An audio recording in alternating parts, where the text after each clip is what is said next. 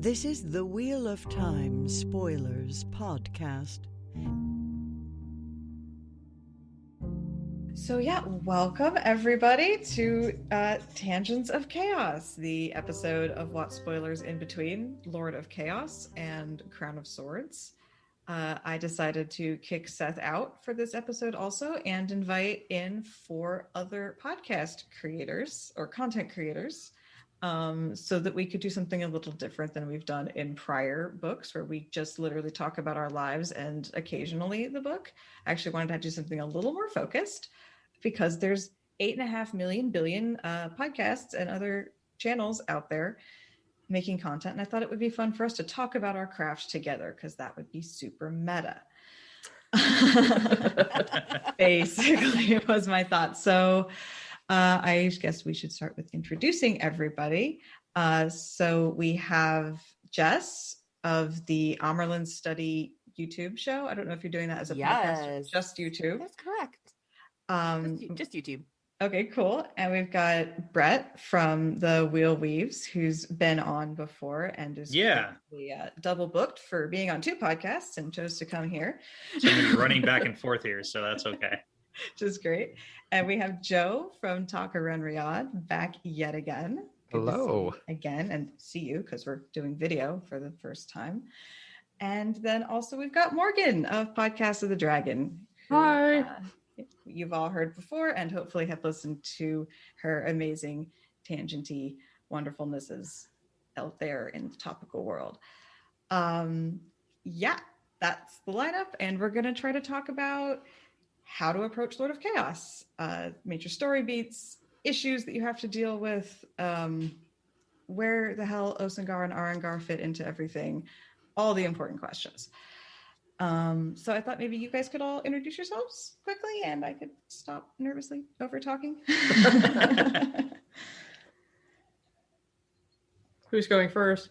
What how were you about doing? Jess? I wasn't paying attention. How about Jess? How about you kind of introduce yourself? And your project. Okay. Hello, I'm Jess, your Amerlin seat from the Amerlin Study. It is a Wheel of Time reaction channel. I have no idea what I'm doing, but I'm having a good time. Am I supposed to say anything else? No. I'm trying to make this quick. And Nailed it. I'm bad at running comments. My Zoom window is big. I don't know why. What happened? Not what I wanted. Brett? Yeah, for sure. I'll go next. So I'm Brett from the Wheel Weaves podcast, and I do the podcast with my wife, Danny, who is a first-time reader. So we are 100% spoiler-free up to the chapter that we're talking about. And we're currently in the middle of The Shadow Rising, one of the best books of the series. So really exciting. Yes. Yeah. Nice. Joe? Hey, I'm Joe Perry. I am from the Talk Around Riyadh podcast. It's me and 2 of my friends, Tom and Jen. We focus mainly on the production of the television show, and we talk about all the news and upcoming, things that are released and anything anyone can find. And we love to speculate on what they're doing with the show and what, we like to talk about different topics and, what's going to be cut, how they're going to change things, and all kinds of crazy stuff like that. That's fun because that's so different from what most of us are doing. Show content is still pretty not as common. It'll get more common. Yeah. And Morgan. Okay, I host Podcast of the Dragon, and it's an empathy-driven podcast with a topical literary analysis bent. So I focus kind of on an exploration of character relationships, individual character deep dives, examining psychology of people, looking at different scenes and plots and themes and stuff like that. And I am kind of going through the books, but mostly just to kind of glean content and kind of take the story, as it goes. But it is full spoiler. Yeah, I like how yours bounces around. It's very so many of these, they go all from start to the end. So you can either go to wherever they're at currently, or you can start at the beginning. Yours, it's just any episode could be anywhere. You can basically start anywhere with mine. And the episodes are, if you are familiar with the series, you can listen to anyone and it's fine. Yeah, awesome. Well, I'm really glad that you guys were all willing to come back to the podcast and chat about stuff all together. Yes, Jess? I forgot something that I wanted to say. Oh, yes. The things that I'm reacting to are What on Prime stuff. They get dropped, and I will be reacting to the TV show when it comes out. But I'm also doing read-along reactions with the audiobooks, starting from The Eye of the World. And I am doing cross-stitch while I do it because I have to keep my hands busy, and I call it Stitch and Bitch, and it's kind of fun. So it's really good. It's great. Oh, so what are you stitching?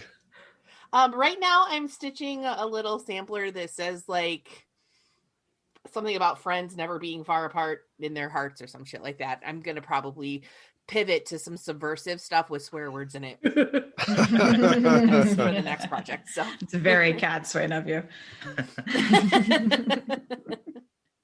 Oh, that's going awesome. hard on the grandma activities.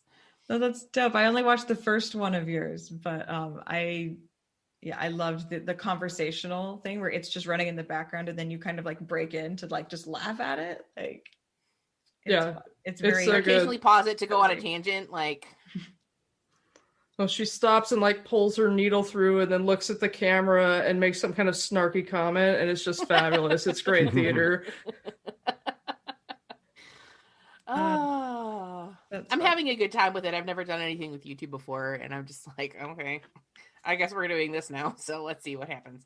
Nice. Yeah, I've been thinking about doing YouTube, both with What Spoilers and with Broken Earth, and maybe I'm going to start a third podcast because I don't have enough content creation to do. And then you went and did the YouTube thing, and I'm just like, man, that seems like a cool medium. It really does. Yeah. It's very different, but it's cool. I mean, I know people are going to come for me in the comments. I'm dreading people coming for me in the comments, but I'll just light them up. I don't give a shit. Hey, with YouTube, it doesn't matter what the comment says. It's good if you get them. That's true. And you still looked at it, you dumbass. You still took the time on you. I'm going to start doing stuff on YouTube too, because I don't have guests on my show because it's not designed for that. But I figure it would be good to branch out and do occasional YouTube streams where I can have people on to do more, discussion oriented stuff. So that seems like a great way to break out and do some other kinds of content. So YouTube has lots of possibilities. Mm-hmm. And maybe talk to some of you lovely people at some point. Yeah. Maybe. Yeah. I'm in. Right on. So I don't know why I have this in my list, but for some reason I have this idea that we should talk about what has happened to us since May of 2020. And I don't remember why I put that in there. Honestly, I love that. Yeah, that's fantastic. Because you were saying that the last time you did a tangent episode, I think, was Fires of Heaven, right? Yeah. About a year. Tangents of Heaven. Yeah. That's why. So what's happened since May for all of us since the last time we did this, even though none of you were here for the last time I did this. Yeah, because when I first read it, I'm having like Yeah. horrible flashbacks of the last like 8 months. Well, we've all been locked in our homes still. So, I was going to say, I can tell you what I haven't done, and that's leave my house. yeah. Well, I launched my podcast last May, so I've gone through 2 of the Wheel of Time books, lost my job, Pacific Northwest was on fire. It's fine. I don't mind. It's more time to create content, and it's like that they're better off without me probably. And yeah, just generally, I don't know, managed to kind of fall on my feet, and I'm generally decent at making attitude adjustments when things go shitty, and they couldn't have picked a better year to lose my job, because at that point it was just like another check off on my 2020 bingo card. So I was like, oh, this too, okay. So, what else you got? Unexpected bingo, yeah. Right on. I guess if you're going to lose your job, it's a good time to lose your job with the extra unemployment benefits. That's all I can say. That's all I can turn that into, really. Yeah, it was just like, I'm like, this is an opportunity. I can take some time to learn how to do a whole bunch of stuff. So, I just figured out how to make multiple things on my Windows because I didn't know how to use a computer before, and I've learned some shit. So Yeah. Are you guys all in the States? Is everybody American here? Yes. Yes. Okay, I'm Canadian. I'm the only Canadian then. Awesome. Yep. Yeah. Oh, Yeah, right on. I'm from Wisconsin, so I'm basically That's like pretty Wisconsin. close. That's like you're like honorary Canadian, so Yeah. I'll give that to you. Yeah. No, because I was going to say, because Canadian. I lost my job too, because I got like the temporary layoff because of COVID, but then I got rehired. But Canada had our CURB or SUR benefit set up, so everybody got like money while they were laid off, no matter what. So like everyone was kind of settled. Your country cares about its people, so yeah, like to a moderate extent. Like it's Some better of than them. some, worse than others. But yeah, yeah. But I also had a baby, had my second kid, so that's right. exciting. Congratulations. Congratulations. Yeah, so now she's 4 months old. A couple days passed, so Right on. yeah.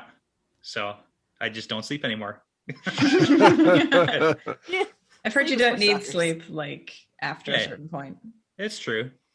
You just get to that like healthy medium where it's like 4 or 3 hours, you're good. Doesn't matter. Ooh. That's crazy. My days have been like, I can't even tell you what happened. And every day for me is exactly the same. Like from I think May there was a till song now. about that. Yeah. From May until now, I don't think anything is different for me. Like I've been working from home since March.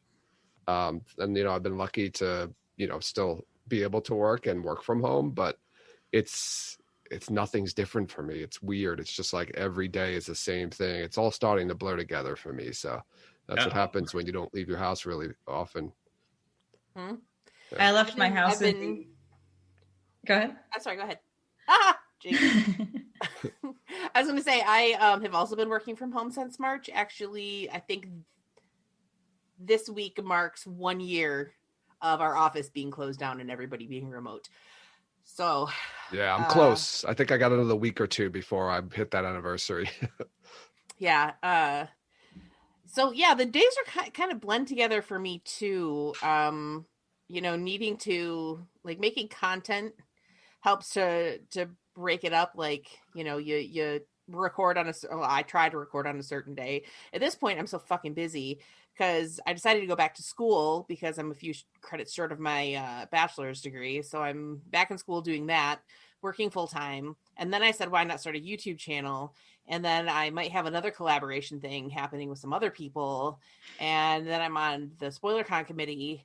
And all of a sudden, I have a bunch of stuff to do. And I'm like, I didn't even leave the house. How did that happen? But I think the biggest thing is that my husband and I decided that we are going to adopt, speaking of babies. Hey. And so we got our home study application submitted, and we're in the process of doing the paper chase situation where we have to they're doing the background check and we have to get like a physical and have like a thing where it's like, here's how we'll get out of the house if there's a fire and safety. I don't know, other shit like that. So a physical, that's a weird thing to like. I wouldn't. Well, they probably want to make sure we're not going to die if they give us a baby. Like that's true. Okay. That's true. That Congratulations. That's amazing. Super exciting. Thanks. We're really excited. My husband was actually adopted as a baby, so this is a near and dear kind of thing to both of us. So we're really excited. Yeah, it's awesome. Well, I left my house in the ultimate way, in that I bought a house and moved. Hey. I got so excited I knocked my water over her radio. Oh no! My husband finished school in June, and we realized that we weren't going to be able to stay in town and let me finish my black belt and do all this other stuff we were going to do. So I was like, well, I guess we're just going to move out to the country and leave college town behind a few years earlier than we planned. And bought a house out in the country. So now I'm podcasting with almost as good of internet from the middle of nowhere. And Aradia, can I be honest with you? You posted a picture a couple of days ago, and I just absolutely hated it because it was so sunny and nice out. And in Canada right now, there is so much snow in the backyard. I was just like, I can't believe this is the same time of year, and you get nice weather, and I'm like trudging through snow right now. Oh yeah, I still have snow. We still have a bunch of it on the ground too. Yeah. It's up to like 50 degrees. It's like we had so much of it, like probably almost 2 feet.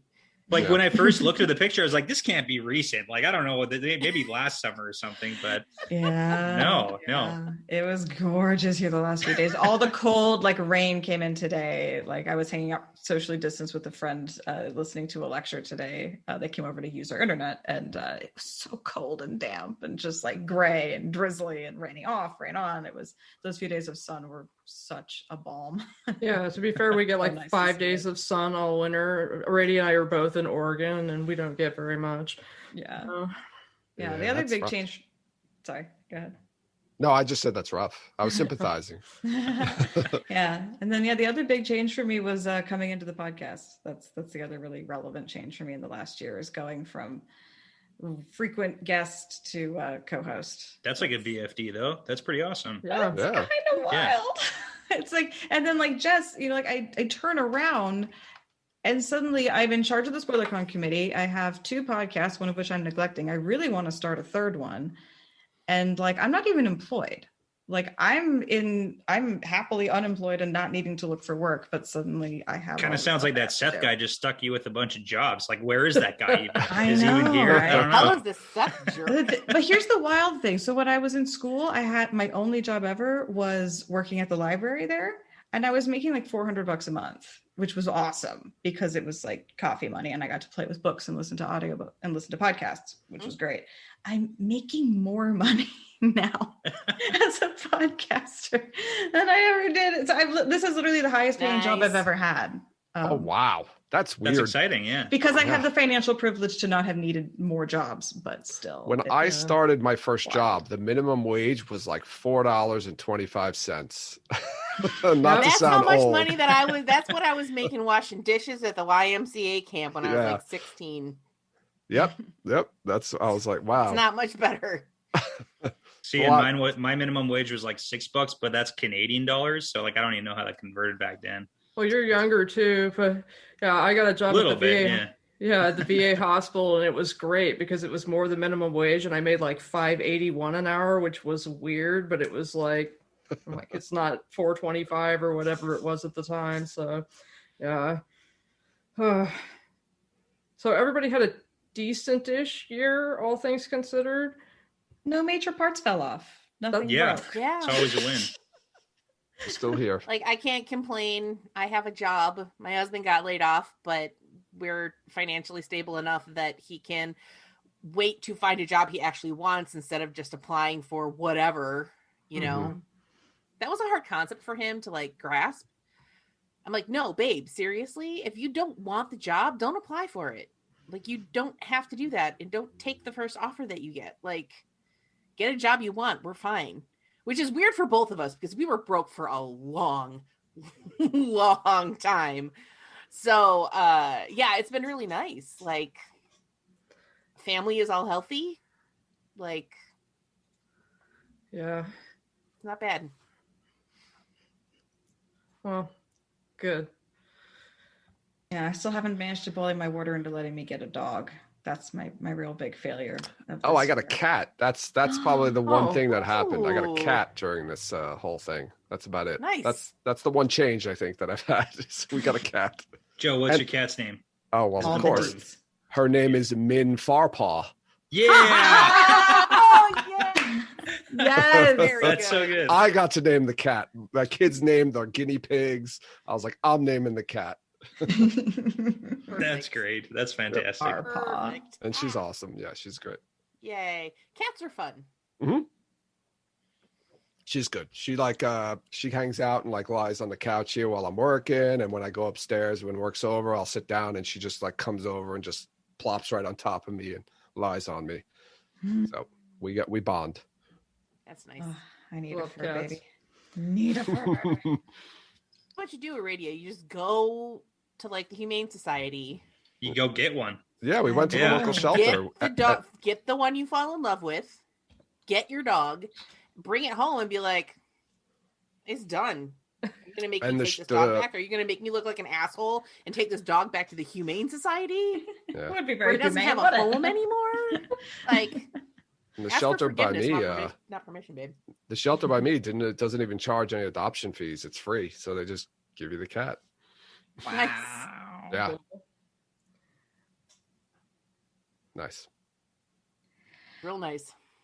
That's super awesome. Well, we've been putzing around for 20 minutes. Should we get into the content?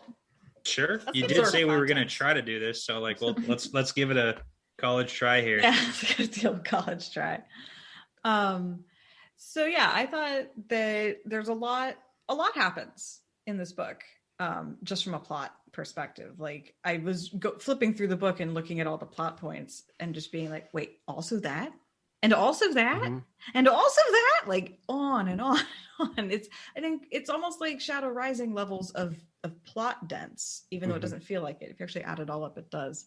And we've also got like some pretty massive issues in it. We've got like everything to do with Dumais Wells, right? Yep. And being that, we've got Halima and Rand and Alana, Rand in a box and Alana, and there's like lots of stuff that like people debate that like percolate through the whole series, that like very critical moments happen in this book.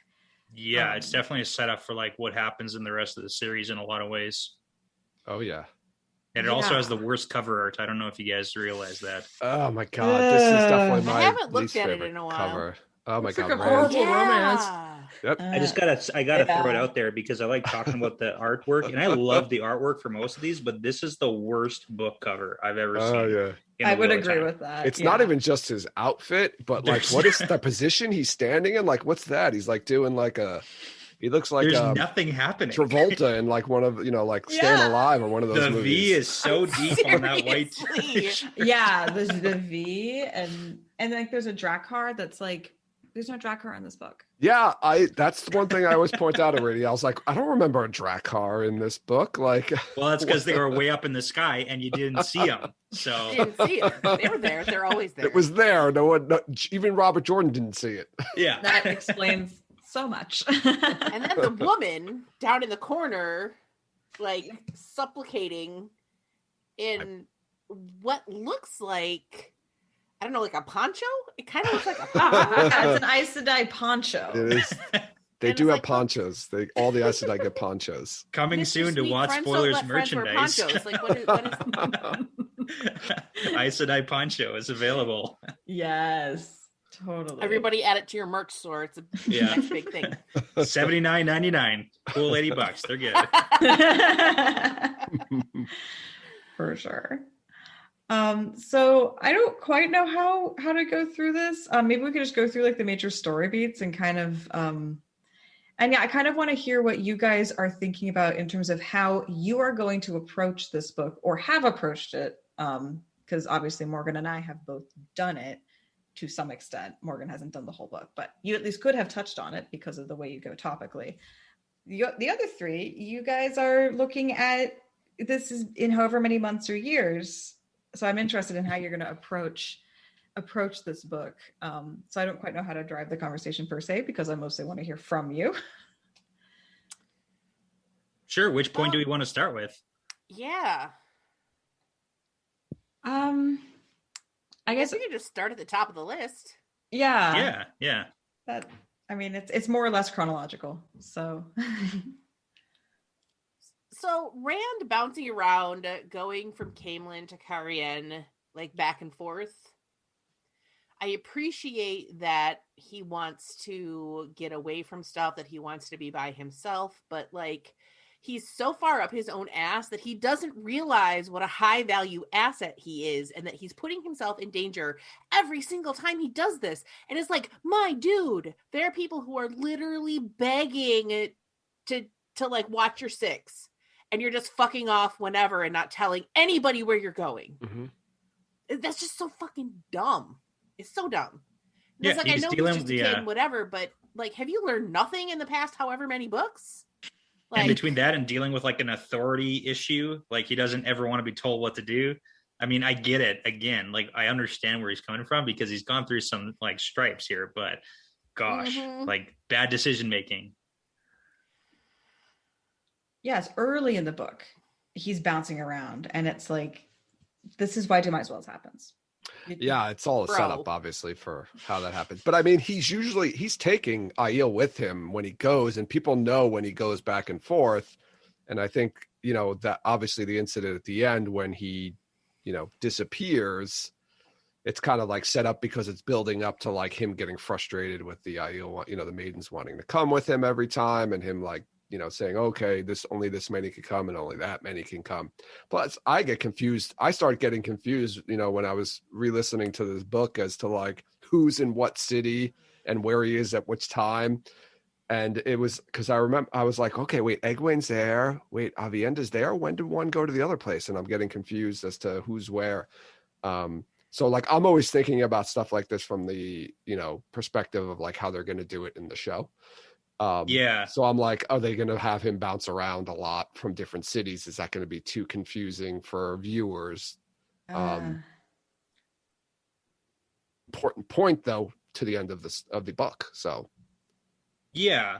I mean, I think that's kind of the main issue with the whole fast travel situation when limited number of characters have fast travel, like however you want to call that. It can cause issues with like, and I don't know anything about TV shows or how to make TV shows, and I've talked about this enough times, but I can see them doing it to a lesser extent to show that he's capable of doing that. And that will still cause like you don't have to have a back and forth. You can show it like 2 or 3 times to show him in far away places, like very, very shortly in the time frame. You know, it's kind of like the whole Daenerys on the dragon. It's like, boom, she's north of the wall. How did that happen? But there's an actual reason why that's going to happen in the Wheel of Time show. Does that make sense? You know, with this being a sort of retelling, like a new turning of the wheel, they have the opportunity to like consolidate some of that stuff. So, you know, maybe he's not bouncing back and forth a bunch of times. It's like he goes to Camelin, does a bunch of stuff, and then comes back to Cairhien, and you know, they can streamline it more. Yeah, and they're going to have to to assist the flow of the story. Yeah, they could even just have like a conversation where somebody's saying, "Rand, you keep going back and forth between the two cities. We're having trouble tracking you." That could be it. That could be. Sounds like a Perrin line. Sounds like a Perrin line. Perrin's not even really in this book at all, except Perrin, for actually he Dad. is. I mean, this is the book where Perrin rejoins, right? He does, I mean, yeah. Oh, that's right. Yeah, that's right. I'm sorry. This is when he comes back. Like you're used to not That's right. thinking about him. Yes. And then he shows up, The saves Fires of Heaven, where he's basically gone for the Yeah. entire book, right? Yeah. Well, Yeah.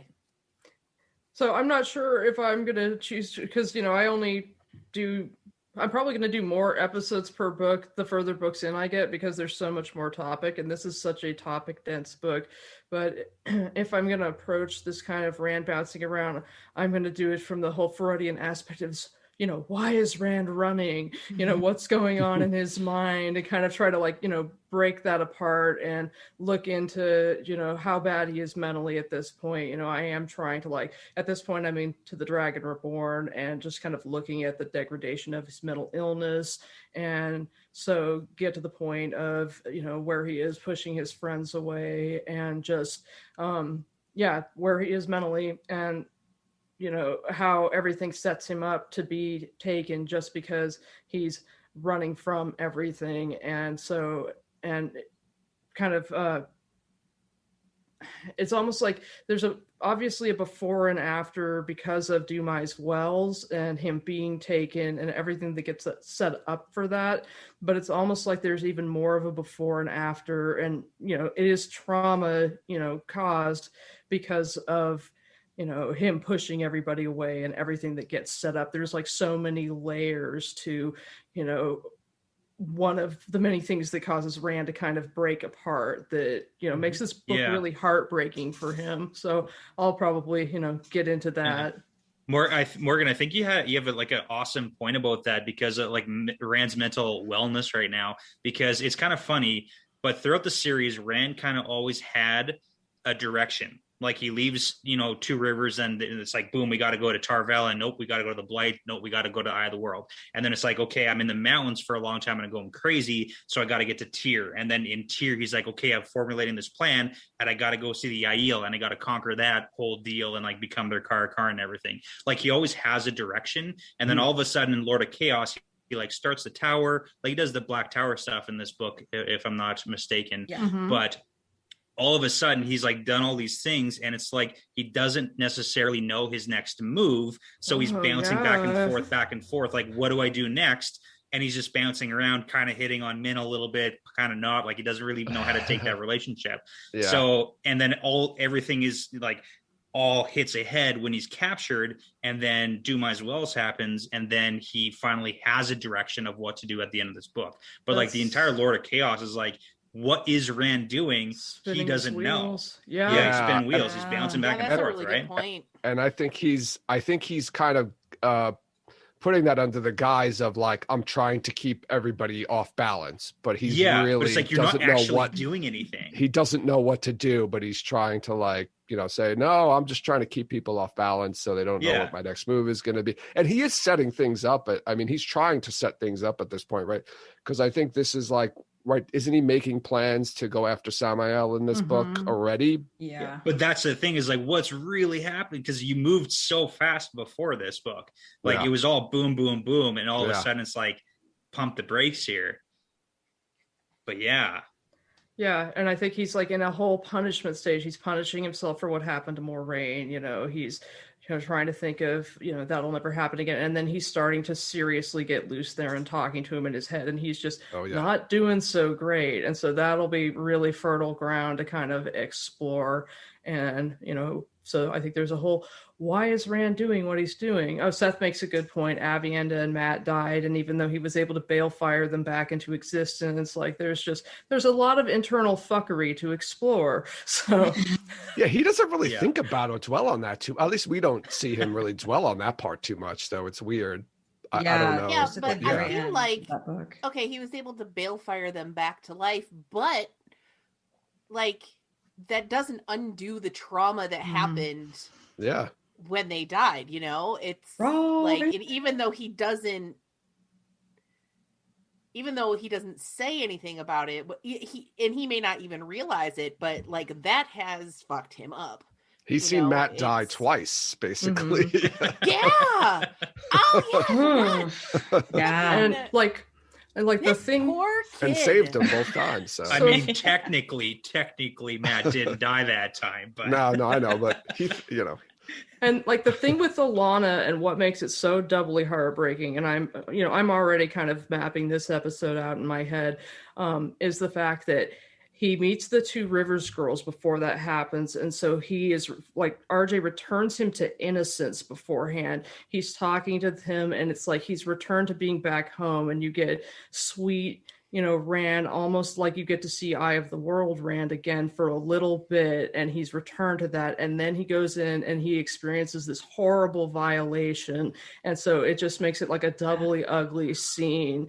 And so that's really good ground to explore right there too. It's this whole, there's a lot of me feeling like, oh, poor Rand, but this is like a really serious poor Rand book. And yeah, so there's a lot to look into there.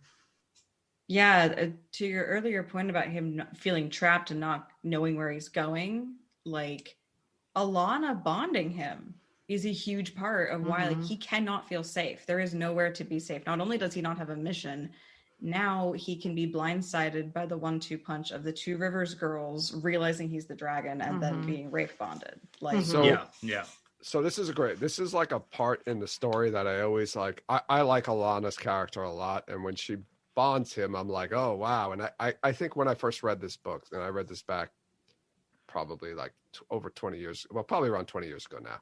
And when I first read this scene, I was like, oh wow, that's crazy. I never thought of it that way, that, it was kind of like, in comparison to like rape, which, but I always thought, and I don't know if it's ever explained as to why she does it. Like, what are her thoughts behind doing it? Is it just because she thinks someone needs to have tabs on him? Or is it because she thinks she can control him? There's a few different thought processes we can get into here. Yeah.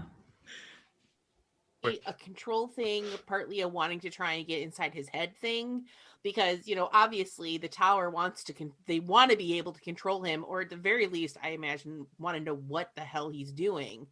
And so Alana thinks that this is the way that it's gonna that it's going to happen. And it's just, I mean, it was a miscalculation from the get-go because, you know, first of all, huge violation. And now he has this woman in his head that he never asked to be there. And well, so, yeah. That, like, so she planned it from the start, though. So this is something that goes back to book 4 with Alana, when Alana and Varen go to the Two Rivers. Mhm. Alana literally thought about force bonding Perrin, because she, like, one of the first things, like, thought processes we get from Alana in the Two Rivers when Perrin shows up and he's like, why are you guys here? She talks to him and she says, like, something along the lines of, I'm not going to force bond you. I'm not that far lost yet. ... So she's thought about it, and when she does bond Rand, she 100% tries to control him immediately, because also when she talks with the whole Saladar, whatever you want to call it, like the Saladar group, she's like, I already tried to force him to do what I wanted. So like that was something that she thought about, tried, and did it, and she was thinking about bonding Perrin beforehand. So like this is a pre-calculated, she knew what she was doing thing. It wasn't like a mistake. Oh, I don't think it was a mistake. I mean, no, not a mistake, but a miscalculation in that it was bad plan. What she was looking for. Yeah, she saddled the wrong horse. Since it wouldn't have been a bad Rising, plan when her warder died, right? It's been pretty clear that she's looking for a new warder. Yeah. But I mean, it wouldn't have been a bad plan if she had been able to control Rand. Like, debatably, she could have argued that it was a great plan, because then she has control of the Dragon Reborn. Like, there's no reason why she would know it wouldn't work. Yeah. And I mean, it's the also thing that's wild though is that, like, once she found out that there was, like, that wasn't going to work, and also she gets to feel all of that bullshit going on, like the wounds and all of that stuff, like, it's not working. Why did you keep him bonded? Why didn't you release the bond? That's a great question. Okay, this didn't work. This was a failed experiment, and this shit, I don't need this shit. Bye. Like, that's a real good question. Like Alana's mental state is not so great either, and it's like her the green is not the logic Aja, so it's like she's very passionate, and so she does something that's not 100% impulsive, but she does take advantage of a situation, you know, to do this thing. And then it's sort of like, I think she continues to justify it to herself afterwards, even though it's not particularly a logical thing to have done. Like, I mean, from her perspective, it's not a bad thing, though. Like, she doesn't feel guilt. Like, for her to release Rand, she would have to feel some modicum of like guilt. But she doesn't feel guilty about what she did. She fully endorses what she did. Yeah. Like, it's not something she did from an emotional state of mind. I would argue that point. So she was not going to release him because she doesn't feel like it was a bad idea or it was the wrong decision. She feels justified in her actions. Yeah, I guess my thought is that, yeah, she feels justified in her actions, but, you know, she had specific reasons that she did it, and she was not able to achieve the ends that she wanted to achieve by doing it. And now she is constantly experiencing the same pain and stuff that he is. And I don't understand why she stayed signed up for it when she wasn't going to be able to achieve what she wanted to achieve. But I think, to Morgan's point too, if I recall correctly, she really took the death of that one warder really, really badly, like super badly. Yeah.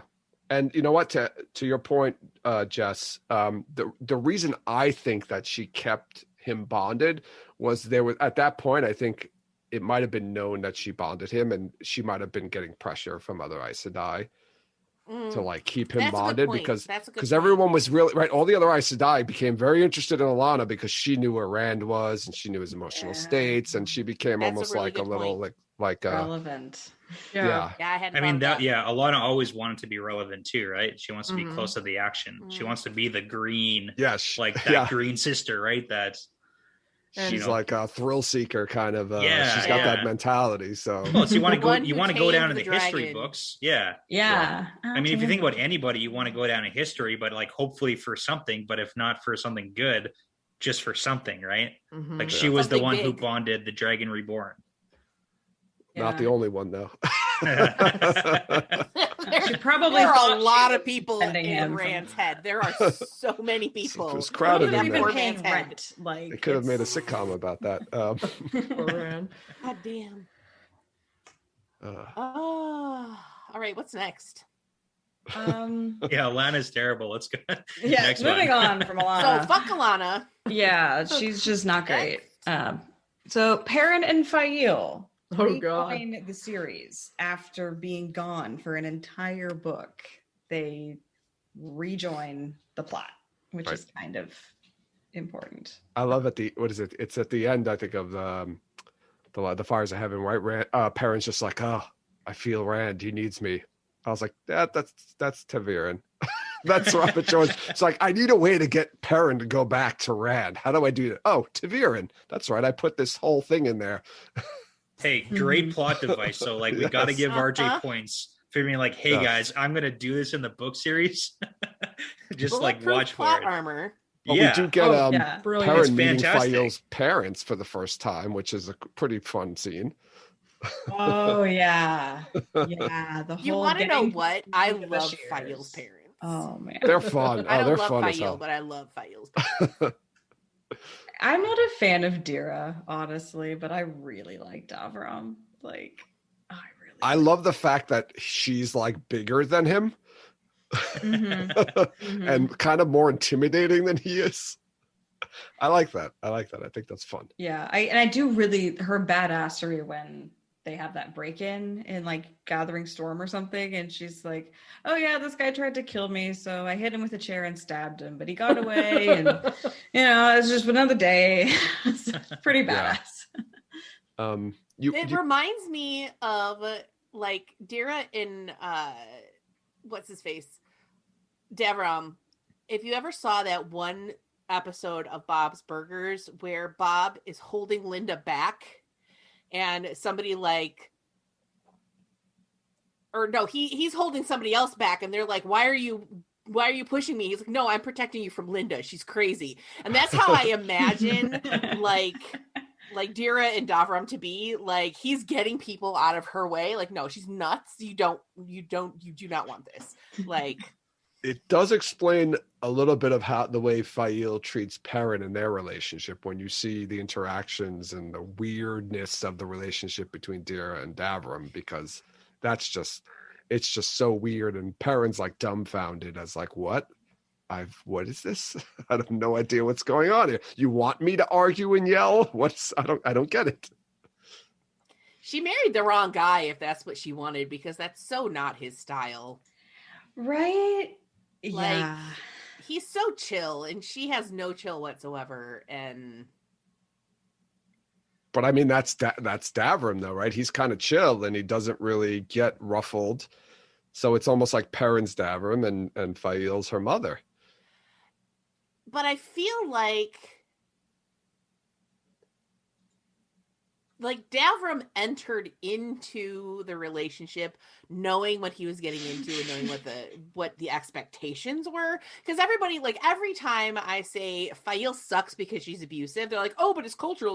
It's like, okay, let's say just for a moment that because it's culturally acceptable for somebody to scream at their spouse and strike them in that culture, it is not acceptable in the Two Rivers culture. Ergo, what Fael does to Perrin is abusive. Because Dira and Davram come from the same place, again, theoretically, we're pretending like it's okay that she does these things. He knows what's supposed to be going on. So their dynamic is, in a way, you could maybe look at it as a safe, sane, and consensual BDSM kind of relationship where everybody knows what the rules are. Everybody knows where the boundaries are. Everybody knows how to stop it if it's going too far. Fael doesn't have any of that insight in terms of like how you're supposed to actually have that kind of relationship. And Perrin doesn't know she's the just rules. a heartbeat. Perrin's she's like, just a dick to him all the time. She's immature. She doesn't get it that, there's different culture, even though she's probably been educated to a lot of different cultures, but she doesn't, she just thinks this is the way. And I don't know. I would say she probably was taught that by her mother, but I don't want to get into that. Well, I mean, You learn how to be in a relationship from the relationships that you observe as you grow up. Exactly. So if you observe relationships that have poor communication or have a weird or unhealthy dynamic, that's all you know. And so that's the energy you're going to bring to any relationship that you get into, unless you start to understand, okay, these are the things that were not okay and the things that I need to change, you know? And so Fail doesn't have that level of awareness. Yeah. Probably because she's young. But It's I mean, weird though, because it yeah. seems like Davram and Dira have a very nice, happy relationship. They so both I think seem she sees. extremely happy. Yeah, I think that's what it is. Fail says, "Oh, my parents treat each other like this, and the both of them are very happy. So this is how I make my husband happy by But I mean, treating him that's like a this." good point of where they are in the first book, or like not the first book, but you know what I mean? Like from when we first see them, where they are to where they get to at the end of the series, there is that relationship growth where maybe it's not exactly what we as the reader would expect, but they do grow in their relationship together. So although like she is, you know, abrasive, aggressive at the beginning, they kind of move along together too and accept what the relationship becomes later on. Mm-hmm. Like I wouldn't expect them to be, you know, I wouldn't expect Fael to be like a Emmons Field woman from the get-go. So why would I expect Perrin to be like a Saldaean man, right? Mm-hmm. Right. Yeah. Right. I don't remember enough about how they end up toward the end of the series to be able to say, but I mean, if they do find some kind of common ground, then I guess it's okay. It's going in good directions. It's growing pains, right? It's- Growing pains. Yeah. It's one of the things that I really liked how Brandon Sanderson handled that section where Fael sort of has a moment where she like realizes that she was really an awful brat, that it's a wonder that anyone put up with her, and she like has that revelation, and like she behaves better towards Perrin and has more communication. Like this feels a little bit like she grew up too fast, but also she went through some shit. Self-actualization. So it's like they're pointed in the right direction for post last battle true healthy relationship status. That's good. Yeah. But I mean, what would you expect from like a 16 and an 18-year-old, right? At the very beginning. I mean, it doesn't matter who you are. It's going to be bad. It's bad. It's really We were bad. all idiots. Mhm. Yeah. Yeah. But I mean, this is a book where we don't see any of that growth. This is a book where we really see a lot of the unhealthiness. This is a book that sets us up for like the just mind-numbingly grinding Perrin Fael Barrelane thing. Like that is where this book leaves off, is because he leaves, right? Because Barrelane has the news about the thief catchers noticing that Colliver had used poison. So then when Perrin gets back, so he leaves, right? Him and Fael are having a fight, and he leaves to do Dumai's Wells, thinking he's never coming back. He gets back, freaking out for Fael, and the first words out of his mouth are, "Where is Barrelane?" And it's just like, Bad this move, is, dude. oh, like, so this is like them. I forgot about that. Yeah, so this book is the period between their honeymoon phase and their first like serious problem with Barrelane, because before it was just she was an annoying person. Wait, right? you mean when Barrelane and Fael got in a full-on brawl? That wasn't. That was just girls. That's just fight. hot girl shit. Yeah, because she was. Barrelane did slap her around a bit too, which Yeah. was kind of fun, but it was before they were married, right? Like, so I feel like it could have ended there, and then the stuff that just makes all of us want to pull our hair out is kind of still in the future. This book is, you know, the honeymoon happened, right? They got through the 2 rivers. That was great. Hey, not all of it was great. For them, it was great. But, you know, Perrin's family, come on. well, they weren't married at point. that point. They got married after that happened. So. Yeah, but they lived in the 2 rivers for like 2 months and like chilled out, and that was great. And now this is them showing up being like, oh right, being around Rand sucks. Rand's such a drag. Being Tiberius sucks. Oh Yeah, man, this guy sucks. People hate the Shido plot point, but I like it just because it gets the 2 of them away from each other, and I actually like Fael's character once she's not around Perrin. Like, you know, oh, she's actually not horrible if she's not dealing with him. I would agree with that. Oh wow, I never Honestly? looked at it that way, Morgan. That's a great point. Fail has a lot of really good stuff going for her, and she's another character that I got really excited about when I first met her, because she was badass. She's like got her knives and shit. She's like, yeah, fuck you, I do what I want. Like, I was very, very into that. But then just sort of the way that she dealt with Perrin, I did not like, but she still has a lot of redeeming qualities. She's still a badass, and her upbringing was really helpful, like helping Perrin step into the role that he ended up having to take while he was in the Two Rivers. Like, you know, he never would have been able to manage that by himself. I think the pattern made that happen or something. Yeah, for sure. And what free will? Yeah. I still maintain that half of the problems that Perrin has with Fail is the fact that he can smell her emotions and takes responsibility for them. Yes. Oh, yeah. Morgan, you mentioned that, and I was thinking about like Lesbian Nerdy did a video about Fail, and she talked all about that, about how Perrin reacts to what he smells and her emotions.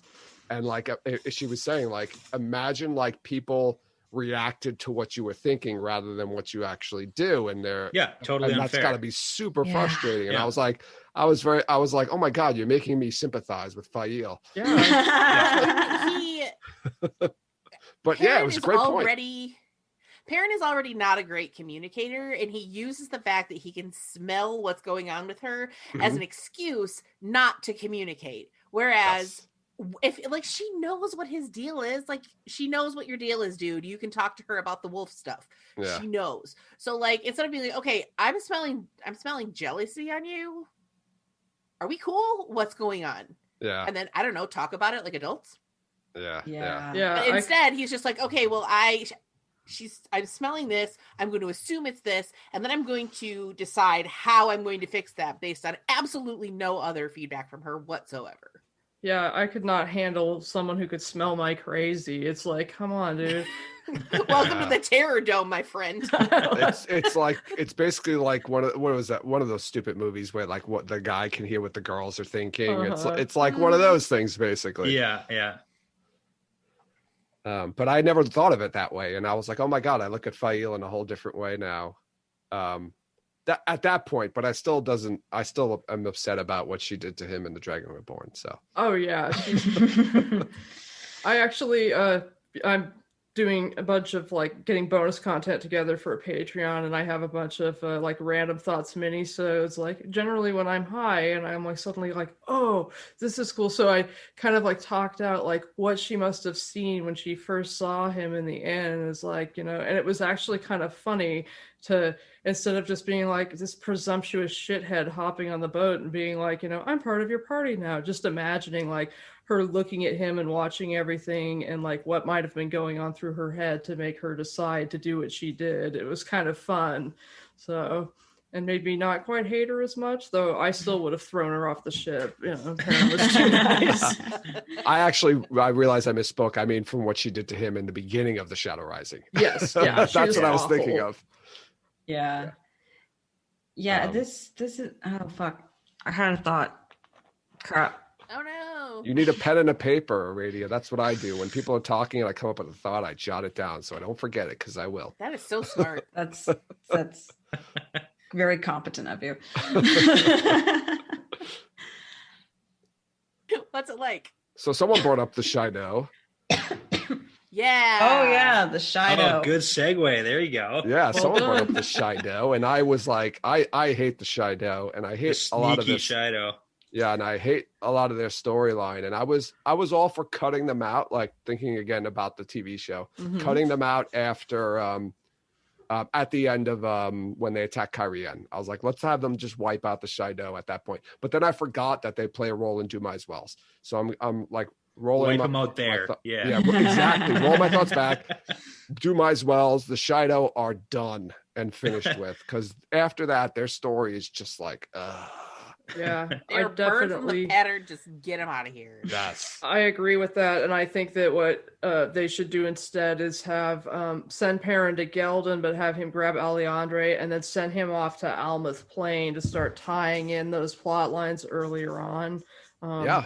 So They could have Dragonsworn kidnap Fael or something. yeah, like, something like He that. can still have yeah. the alliance with Kylie and tie in with the Shanshan that way. Yep. Like, Yeah, I think it would be a agree. lot neater to do something like that. Yeah. Or we Yeah. could just cut out the whole kidnapping plot line. I was thinking we could cut out both Fael and Gowan because I like Perrin and I like Perrin and Egwene together. I think they have good chemistry. So They do have good Ooh. chemistry. I They ship do. it. I ship it too. I was Ooh, that's shipping a- when I first read it. Like, I'm That's like, a- oh, How would you? I was thinking, like, how would you write that? Like, because if you do cut out like Fael getting captured, what does Perrin do and Fael do for like 4 books? It feels like. What do they do? the whole I- prophet plot line could be rewritten to give them something better to do. Everything to do with Mississippi. Although, Like, what I do love that, like, the prophet was particularly a thorn in Perrin's side, so Fael fucking killed him. Yeah, that's Like, awesome. was I dope. killed this person for you, babe. Don't worry about it. I got you. And Yeah. how she's just like, that's how wives in Saldia do. And I'm like, fuck right it is. That's amazing. She knew Like, Perrin I wasn't gonna do it. loved that. Winter's Heart was a horrible book for me. That's where I dropped Oh. off the first time I started reading it. Oh, I love I was that just book. like, this is this whole Perrin kidnapping bullshit. This Yeah. is insufferable. And I dropped off the first time. But yeah, that moment, awesome. I mean, if you want to talk blasphemy too, like they might just actually legit cut the prophet out completely. It's quite possible that they Yeah. do that. And you could have Yeah, it like doesn't prophets seem- of the dragon, like just like a bunch of disorderly priests or whatever you want to call it, going out there spreading the good word, but They and causing could problems. make White Cloaks. It could be White Cloaks who kidnap. Yeah, I was Fael. thinking that. Just Oh, to, There's like, a lot of keep- options. Keep on the White There's Cloaks so line, many like people Perrin that go versus over. White Cloaks throughout the entire series. Yeah, like the White Cloaks could be a bigger deal in the TV show and like a Mhm. bigger faction than the incompetent nothingness that they are in my mind. Like, And well, In my- Gowan they're got his so stink all ineffectual. over him. yeah. Yeah, there's so many enemies that it's hard to have them all be impressive. And it's like maybe just Yeah. a few less enemies and Yeah. then more impressiveness in Yeah. said enemies. They're gonna have to, like, I assume, just for TV. And again, I don't know anything about TV, but like, even with the whole, I think Rafe was talking about like which towns or which cities do we include? If you only get like 6 of them, which ones do you actually pick? Like, you could cut out Terran Ferry, you could cut out Baerlon, you could put everyone in Camelin. Like, who knows what they're actually doing? So, but yeah, same with the enemies. You could cut out a bunch of the factions, and like you said, Aradia, make them more bigger bad guys. So we're all in agreement. Get rid of the Shadow. Basically, that's what it is. Yeah. I Or think at least at that's some point. They have to I- end at some point I earlier. kind of love to hate the Shido. Like, I love to hate Savannah. Oh my god, she's so Gosh, she annoying. sucks so bad, and I love her. I mean, let's talk about the Sharans. Are they going to be a thing? Are we God. cutting I think they should Shara out cut that. completely? I don't think we're gonna see Shara. I don't It think we're was going to see such a Shara. random, Honestly, unnecessary twist. Tame and Dread. We're gonna get Tame and Dread. He's going to I do can It's live already with something. that. efficient. Yeah, he's going to do something else, right? I can live with Tame and Red. I think they should kill more gays. I think Robin should kill more gays I because agree her with you. subplot needs to go. I agree with Yeah. you 100%, Morgan, on that. Then you That's don't one get of the my other cuts. Talonvor Morgase thing. I hate Which that would be relationship. good. You want to know what? That's just That's so, like... It's That so weird relationship and is awkward. dumb. Well, It's I'm like they're out of it's- it. I'm out of this conversation. Bye. Like it's like the two of them are very like they feel guilty about. Well, at least she feels guilty about liking him, and it's Yeah. I don't know. It's really weird. I I Well, don't he's get it. really young. I don't know if you knew. He's pretty young. Super young. I would He's like it better. She's a little bit older than Galad, right? They constantly Yeah, mention he's that, like right? 30.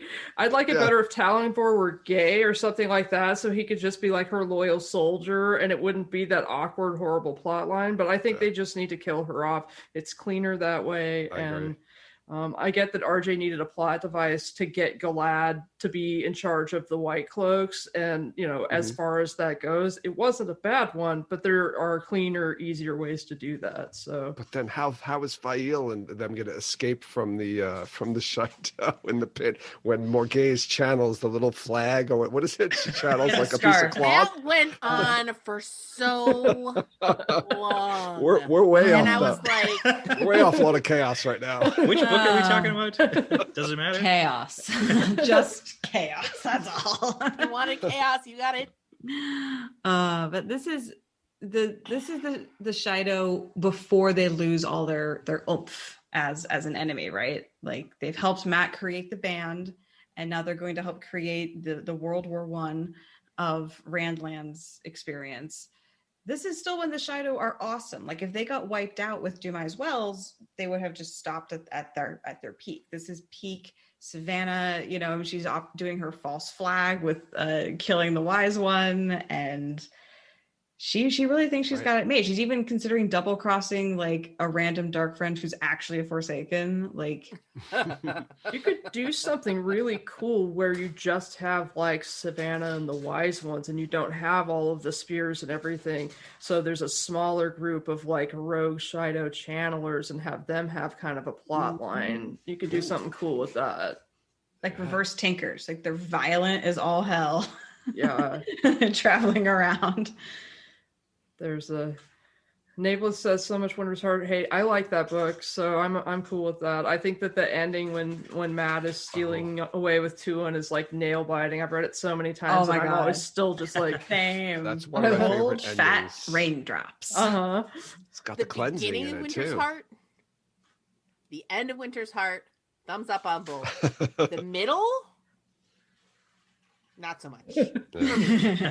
I think a lot of that book, and again, we're talking about a different book, but there was a lot of clues in there and controversy over like the whole Tame and Dread theory, like in that book, because there was like the whole conversation about the how in the Path of Daggers they were ordered to go attack Rand, and who gave the order, and Tame or Dem and Dread, and it was like, I don't know, I really enjoyed that. And then Slayer has a cool part in that book too, right? Doesn't he kill some people? He like appears and then kills some people towards somewhere. Yeah, he kills the people in formatting. Yes. Yeah. Oh, he's trying to kill Lan and Nynaeve. Plus, I think that was the first book I had to actually wait for in my reading of the series. That was the first book I had to wait for to come out. So, yeah. Should we go back to Lord of Chaos, or? Yeah, I was going to segue to say, you know, speaking of Tame, this book, I did not realize this book contains the entirety of Rand's experience with the Black Tower. Yeah. Rand announces his amnesty, gets time, founds the Black Tower, gives it its pins and its orders, and then never goes there again. All in one book. Yeah. That's one of the huge mistakes Rand makes, obviously. But I was going to say, like any good business owner, you go create the business, you hire a manager, you bounce out, you profit. Are you your manager though? Is that the guy where the voice in your head is constantly telling you to kill him, kill your manager? There's a lot of Tame and Dread in this book too, because of the way that the Black Tower, like Rand starts it and then runs away because kill him. Right, and there's that whole scene with when Time first appears and Bashir's like doesn't really recognize him, and you're like, wait, doesn't he know what he looks like? And it's like, yeah, it's a weird scene. I shaved my beard. Yeah, like, yes, I'm wearing different glasses. Yeah, for sure. It's a big mistake of Rand's. Like, would you go annoy your baby? Go on. And I mean, I would argue that it wouldn't be such a bad, it wouldn't have been such a big mistake had he not picked who he picked to run the Black Tower. For example, if he had have put Logain in charge of the Black Tower, if that had been an option, he wouldn't have had the same issue where it's like, oh my God, you just put like one of the new Forsaken guys in charge of your Black Tower. Like that's the spiral. If we're going to talk real about it, it's not the fact that he started it up and then bounced, because like we can't really expect the Dragon Reborn to teach all these guys how to channel. He barely learned how to channel himself. He doesn't know what the hell needs to have doing. like quarterly check-ins or some sort of Something like like auditing the Black to Tower. have somebody that he trusts checking up on it. But it wouldn't have been but... so bad had he put like Logain or somebody else, third party, not new Forsaken, in charge. Yeah. And you know, I think that this is one of those moments where Rand doesn't trust his gut, and he should. I just did chapter 1 of the Eye of the World. I just did a video for it, and you know, he was like trying to sort of put away thoughts about, you know, the mysterious rider on the road and stuff like that. And I'm like, dude, trust your gut. If your gut is telling you that this is a bad scene, trust it. And I think that there are various points throughout the books where he, like, in his head and in his heart, he knows that something isn't right, but he ignores it because, you know, he thinks that it isn't possible, or, you know, he doesn't know what to do with it or whatever. Like, his head and his heart are telling him that Tame is not okay, but he doesn't trust his gut. He doesn't trust it. And that, I don't know if he doesn't trust it. I think he keeps, right? Doesn't he constantly say, well, he just doesn't have time and he's got no choice. He doesn't really know what else to do. Yeah, he's got like limited options. He's like, this person is obviously a piece of shit, but I don't have very much to work with. So I suppose that's valid. And I mean, to be honest, if he put somebody else in charge of the Black Tower and had somebody else form it, would that person have come and saved him at Dumai's Wells? Would that have, would that have happened? That's what I'm saying. It's like if there were options, I don't know, but it's like the option he picked wasn't obviously good.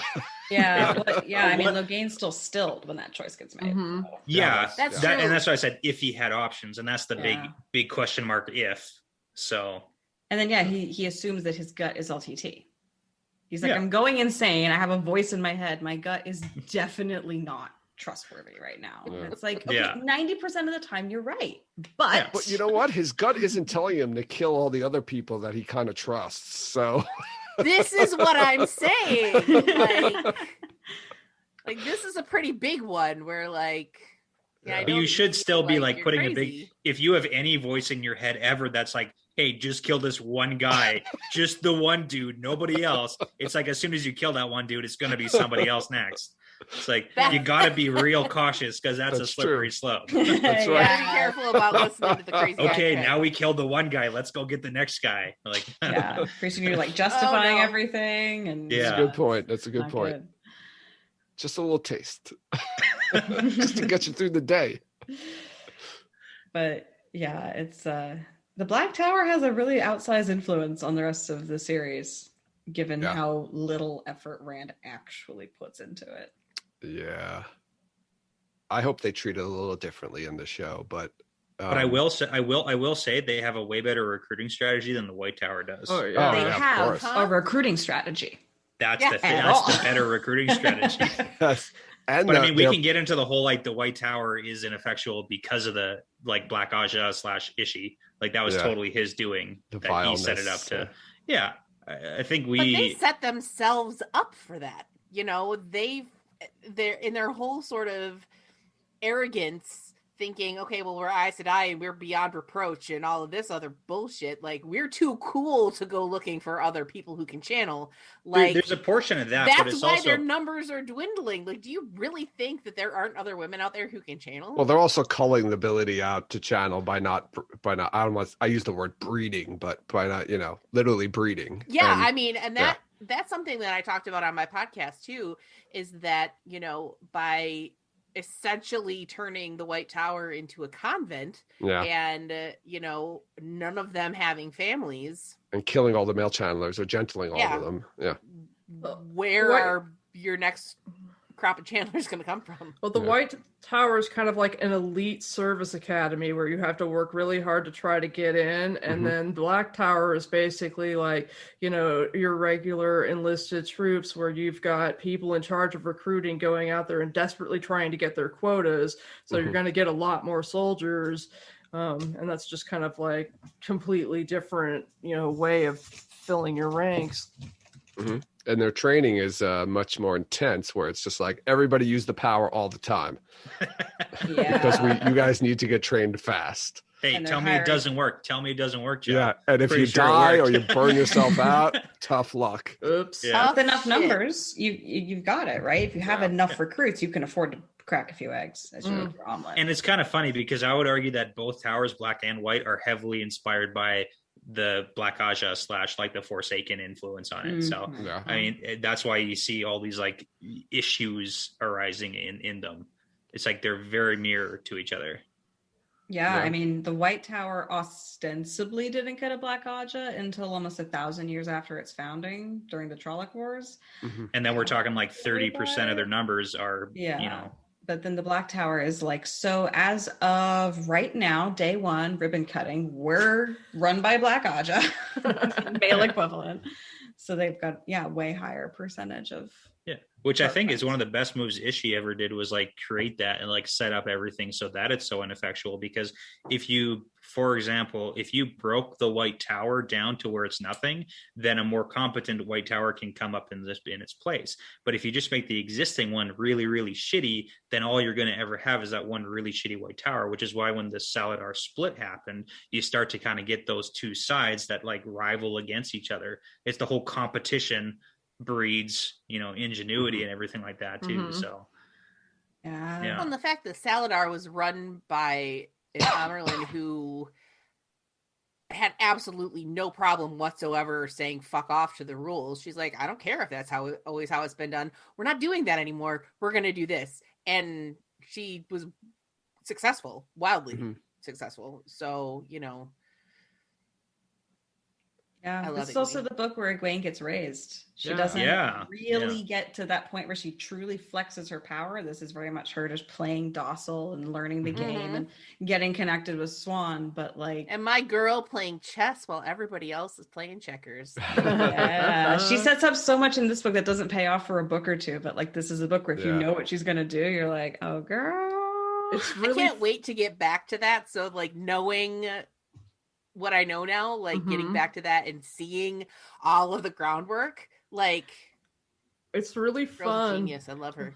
Like reading through The Dragon Reborn as she gets back into the White Tower and just looking through her point of views and her observations, you get to see some of her just utterly innate talent for the game of houses and how he wrote her from the beginning to just be like so good at what she's gonna do, even when she's just like in her afraid state. So yeah, it's like it's super exciting. I'm excited to do episodes about her. That's going to be so much fun. And then you get Robert Jordan as like a total asshole to us in book 1, having Moraine say like, "Oh, Egwene, if you keep it up, you're going to be Amerlin's seat one day." It's like, RJ, are you seriously doing this to me right now? So my wife is reading The Eye of the World right now. That's going to be more bonus content that I have. Is we're doing pillow talk with pillow friends because before we go to bed, I love that. We're lying in bed and I just like record her thoughts. And she was talking about how it seems really strange that Moraine, who doesn't seem like somebody who would share very much, is going to say something is, like that Egwene would be, the Amerlin seat one day. She's like, that seems like an awful lot, even if you were trying to build somebody up. And I'm just sort of like foreshadowing, And she's like, it's Chekhov's compliment.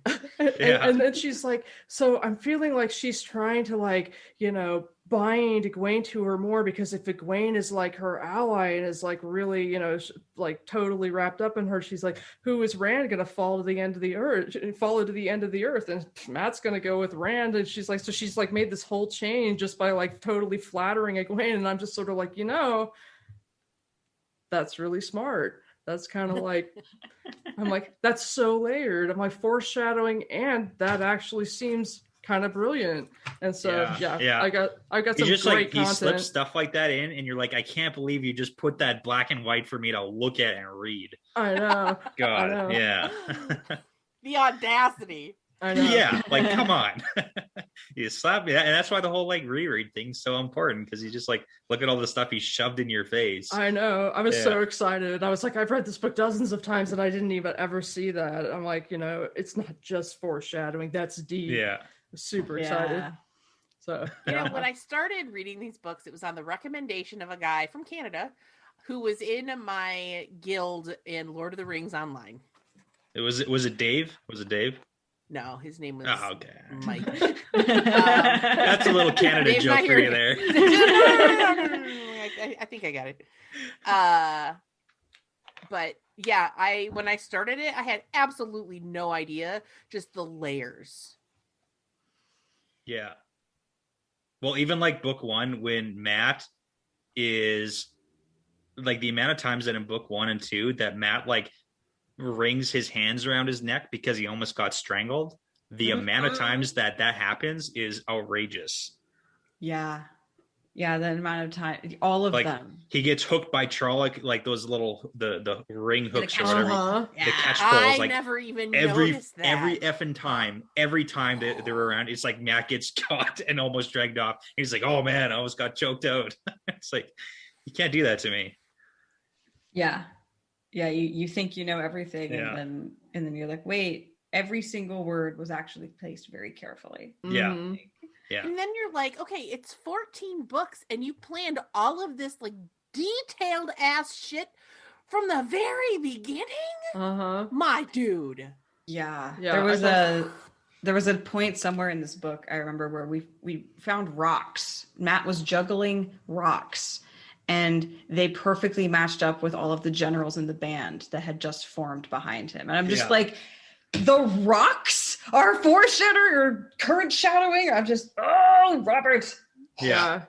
Yeah. I God, told my you're killing wife, I'm us. like, because I told her, I'm like, yeah, there's stuff in these books that suck, but it's like there's so much. And I was like, he sucks at giggling girls talking about boys, but holy shit, this stuff.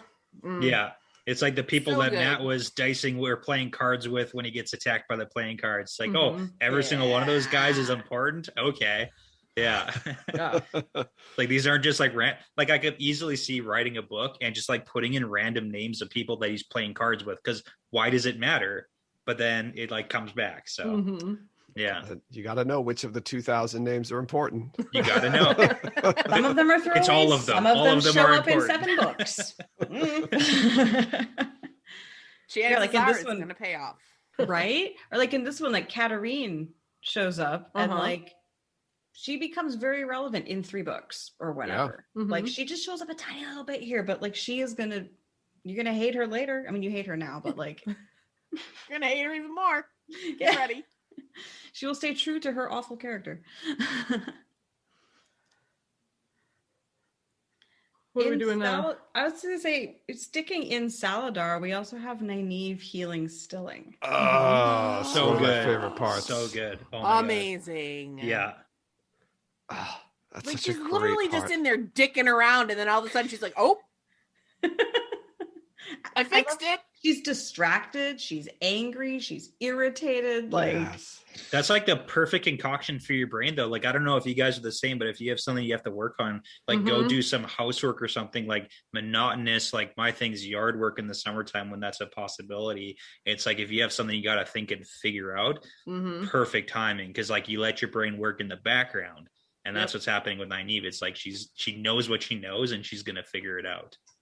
Yeah. 100%. I like doing like, like assembly work, working in a factory was so good for writing. It was like the minute I switched to that type of job. You're I on started- autopilot? Yeah, I Yeah. started writing a book like the first week because I was just kind of like, doing that type of work and just daydreaming all of it with the front of my brain and just doing everything in the back. It's great. Yeah. Yep. yeah, it's Yeah. one of the things I loved about working at the library. It was like I'm like Mhm. learning all the time. And then sometimes I could just get a break and just go put stuff in order. Yeah. That's what I gotta do, is just put things into order. And they're I love- trying to yeah. also break her block right at this time, right? Mhm. Is Yeah. Deirdre is trying all these crazy tactics to try to break her block. She's got her standing on stools and all kinds of weird things. Jump up and down. Getting Yeah. her drunk, smacking her face. And then they're like threatening her to make her angry, right? Because she heals Logain, and they're like worried she's gonna lose it before they get her to Swan and Lyanna. So they're like threatening her. Yes. We're gonna take you to the that bunghole was of a barrel. to get her to do it to Swan and Lyanna. Yeah. That's such a great scene when she heals. That's like a game changer. That's a huge pivotal moment in the entire series. For sure. I I mean, also- not, for so not many only reasons. Nynaeve, but also like Logain's reaction to it. Like Logain is such a critical. I'm so excited that they cast him so early, because clearly he's going to play a bigger role in the TV show Yeah. too. Yeah. And it's that whole like, I understand you got to make the characters you do have bigger, because anyone watching the TV show, like people, like regular people aren't going to keep 2,000 characters in their brain. Like I get that. I understand that. Why But not? with- We can do it. Yeah. You're I mean, calling we us can. Robert? What? How dare Yeah. you? But like I just like feel Logain, because it's, and I can't imagine because I've never like lost a limb, but like if you lost an arm and then all of a sudden someone like reattaches it, the first thing you do is you would flex that just to like feel again the thing that you lost. And you feel Logain just like have that power and not wanting to hurt Nynaeve, but like just pushing against that shield that she's like forced on him. Right. And it's just such a powerful moment. And like, how do you Well, I show think- that on TV too? It's because it's all like All in the eyes. yeah. Yeah. They're gonna do some sort of something around people to like show us that they're doing stuff. Yeah, there's It's- got to be like channeling has got to be a visual thing. And Yeah. I am so curious to know how they're going to do it. And I hope that it doesn't look stupid. Like, I really hope it does not look stupid. I don't hope think it they looks will. I badass. have enough faith in the people making the show that they're not going to do it stupid. Like, You know- the people care about this show, and we have people working on the show who care Yeah. about it, and that's important. Yeah, Rafe said, I- right? When he saw channeling and he tweeted about it, and he said he was like screaming like when he saw Moraine channeling. He's like, I Oh, started that's right. screaming I when I saw forgot it. about that. Yeah. That's a I good sign. totally forgot about that. Yeah. Yeah. It's like, and I mean, 99% of me has absolute faith that it's going to be amazing because of the people that they have working on it, and they're obviously passionate and they're knowledgeable and they're taking it seriously. And then there's like 1% of me who's like, okay, but you can go in with the absolute best intentions and a thing can still end up being bad. Mhm. And so I try not to think about that. No, you But gotta every be once in a while, positive. I'm like, oh man. Channeling is one of the few things I am really worried about, like way more than casting or set design or plot manipulation. Is the Like, I cast- think is the it'll be channeling more issue. visible. Like, I don't, because I know in the books, obviously, it's like you can't see flows of what other people are doing. It's just like a not visible thing. So you get that, what was it, Nynaeve and Mogedian standoff, Yeah, where it's like they're just Yeah. staring, and then you totally have like, you know, Stan Lee hologram coming and dusting in the background for something like that. Like, I need that to happen. Well, they're just like having that face off, but like I feel like they're gonna make it a visible thing so they can show us as the viewers that what's happening. Like, Yeah. I can't imagine they do it invisible. I think it's Yeah. going to be visible. It's going to be both, because I think if like you're in a perspective of a character who can channel, you're probably not going to Perspective-wise, see yeah. anything. Yeah. But good if you point. are in a perspective of a character who can channel, you'll probably start seeing it. And I think you're going to That's get a to a smart way point to where do it. there's, and you're going to get to a point where there's so much channeling going on. You're It not doesn't going to be able matter. to, you're not going to be able to show all, like the screen's just going to be covered in all kinds of colored weaves and things like that. It's gonna where be great. I'm so here for it. Yeah. Yeah. I'm seriously fucking stoked about. I'm so excited about it. Yeah. I think one of the really interesting things that Robert Jordan did with healing, stilling, and gentling is that, you know, Nynaeve healed Logain and he was like back at full capacity. Mhm. But when she healed Leanne and Swan, they could channel again, but they were very weak. And it was one more way that he wove in this whole, like, they're supposed to be doing this together. Mhm. Yeah. And, Mhm. Yeah. you know, half of it isn't sufficient. Yeah. And I thought that it was just an interesting thing that he's stuck in there. Yeah, because we do see it going the other way. We know for a fact that a man can heal a woman to full capacity later. Yeah. Yeah. Though we don't actually ever see if he tries to heal a burned out male channeler. So Yeah. There one was can that. assume it goes the same way. Yeah. I don't see why it would be different at that level of things. Yeah, it's just they develop the waves differently. So like, Yeah. Yeah. Does But, yeah. anybody who gets burned out get healed of the? Burn. can't Yeah, I don't heal think it. you can. No, burn, right? Burned You you can't. can. yeah, because no it's one like ever you- tries, but it doesn't make sense that They it would don't be. show it in the text, but in the Wheel of Time companion, when they're talking about Satal Anan, Oh, it yeah. says Oh, yeah. that Nynaeve wasn't able to heal Yeah. her. That's right. That's right. Yeah, Yeah, because because it's it's like the actually difference of like burned. being cut versus being like torn apart, Right, right? because if you're cut, you can still sense it, but you just can't touch Yeah, it. When you're burned yeah. out, you can't even sense it Like at the all. thing in your soul that lets you do it has been Yeah. damaged, as opposed to your ability to reach out being cut Yeah, off. that's right. Yeah. That's deep. Part of your soul is gone. Yeah. Yeah, so it's Sucks. Yeah. Jeez. Real bad. But it's kind of amazing bad to me that it time. gets healed so soon in the series. Like, it feels like it's such a big deal, but like, surely Yeah, it that's happens true. later. Yeah. But like, it actually happens like mid-series. I mean, it's not Yeah. the cleansing, but it's kind of like the cleansing. It's on par with that for blowing all the channelers' minds. Yeah. Yeah. Yeah, I mean, I would say it's not necessarily at the exact same level, but it's like maybe one step below, maybe one step. Yeah. You Because, know, yeah, you're right. like, Yeah. because I mean, it's a huge deal to be able to heal somebody who has been stilled or gentled, but then this whole thing, like what caused the whole problem in the first place, is now gone. Yeah. They're not going to go crazy anymore. Yeah. Men can safely channel now. Yeah. Like, It's a bigger, huge. it's next That's level massive. game changer. That's paradigm shift shit, you know? Yeah, But- for sure. But I would like to say that when Nynaeve heals Stilling, that is shit that even in the Age of Legends they couldn't do. That's true. So this has never been done. I mean, at least in, I guess this turning of the wheel that we know of at that point has never been done before. So this is like, there was no taint, obviously. So obviously you can't heal the taint until this point. But no one, even in the Age of Legends, when they were doing all kinds of amazing things, they did not or could not heal. Your girl's an innovator. Well, and you kind of have to wonder why, because like how often did stilling and gentling happen in the Age of Legends? And like for what reason would they try to heal it, right? Like I got to understand them trying to heal being burned out, because that's like, oh shit, an accident happened. Let's try and fix it. Right. But then it wouldn't work, and it didn't work because you can't heal something that's burned and ripped out. But then like in what context would it be where someone got gentled / stilled and then them try to heal it? Like, would that be, because I don't necessarily think we get a lot of background on when or if that happened, because even for like criminals and everything, that was what the oath rods were for, right? Right. Yeah. So, like, we don't necessarily know. Like, I can't remember if there was ever like a punishment of being gentled or stilled for crimes. I feel like That's true. I feel like one of the Forsaken, because I think we did, it might have been Agenor or Balthamel. I think at one point in their careers back in the Age of Legends, they were almost at the point of being stilled, but I don't like quote me on that. Yeah, and that's what I'm saying. It's like I could totally see that someone being burned out and like all the best healers trying to figure it out, and they're like, nope, we can't figure it out, can't be done. So why would they try it for then someone gentle / stilled? That's true. That's kind of like my thought point. process on that. So I mean, yeah, no, that's really hey, sure. Try to belittle what Nynaeve did. I hear what you're doing, Brett. Exactly. Every time I can cut her down a peg, Nynaeve needs to be taken down a couple of pegs.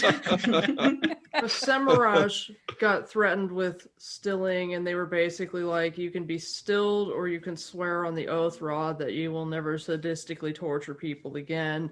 And she's like, fuck Hate you, I'm going to go options. swear my soul to the Dark One instead, and you can all suck it. So Shoot. There you go. So there you go. That's why you fire people on Fridays, because they're less likely to go to the They're dark one. less likely to be an incident. That way, if they come back to the office the next day, there's nobody there. Exactly. See? Yeah.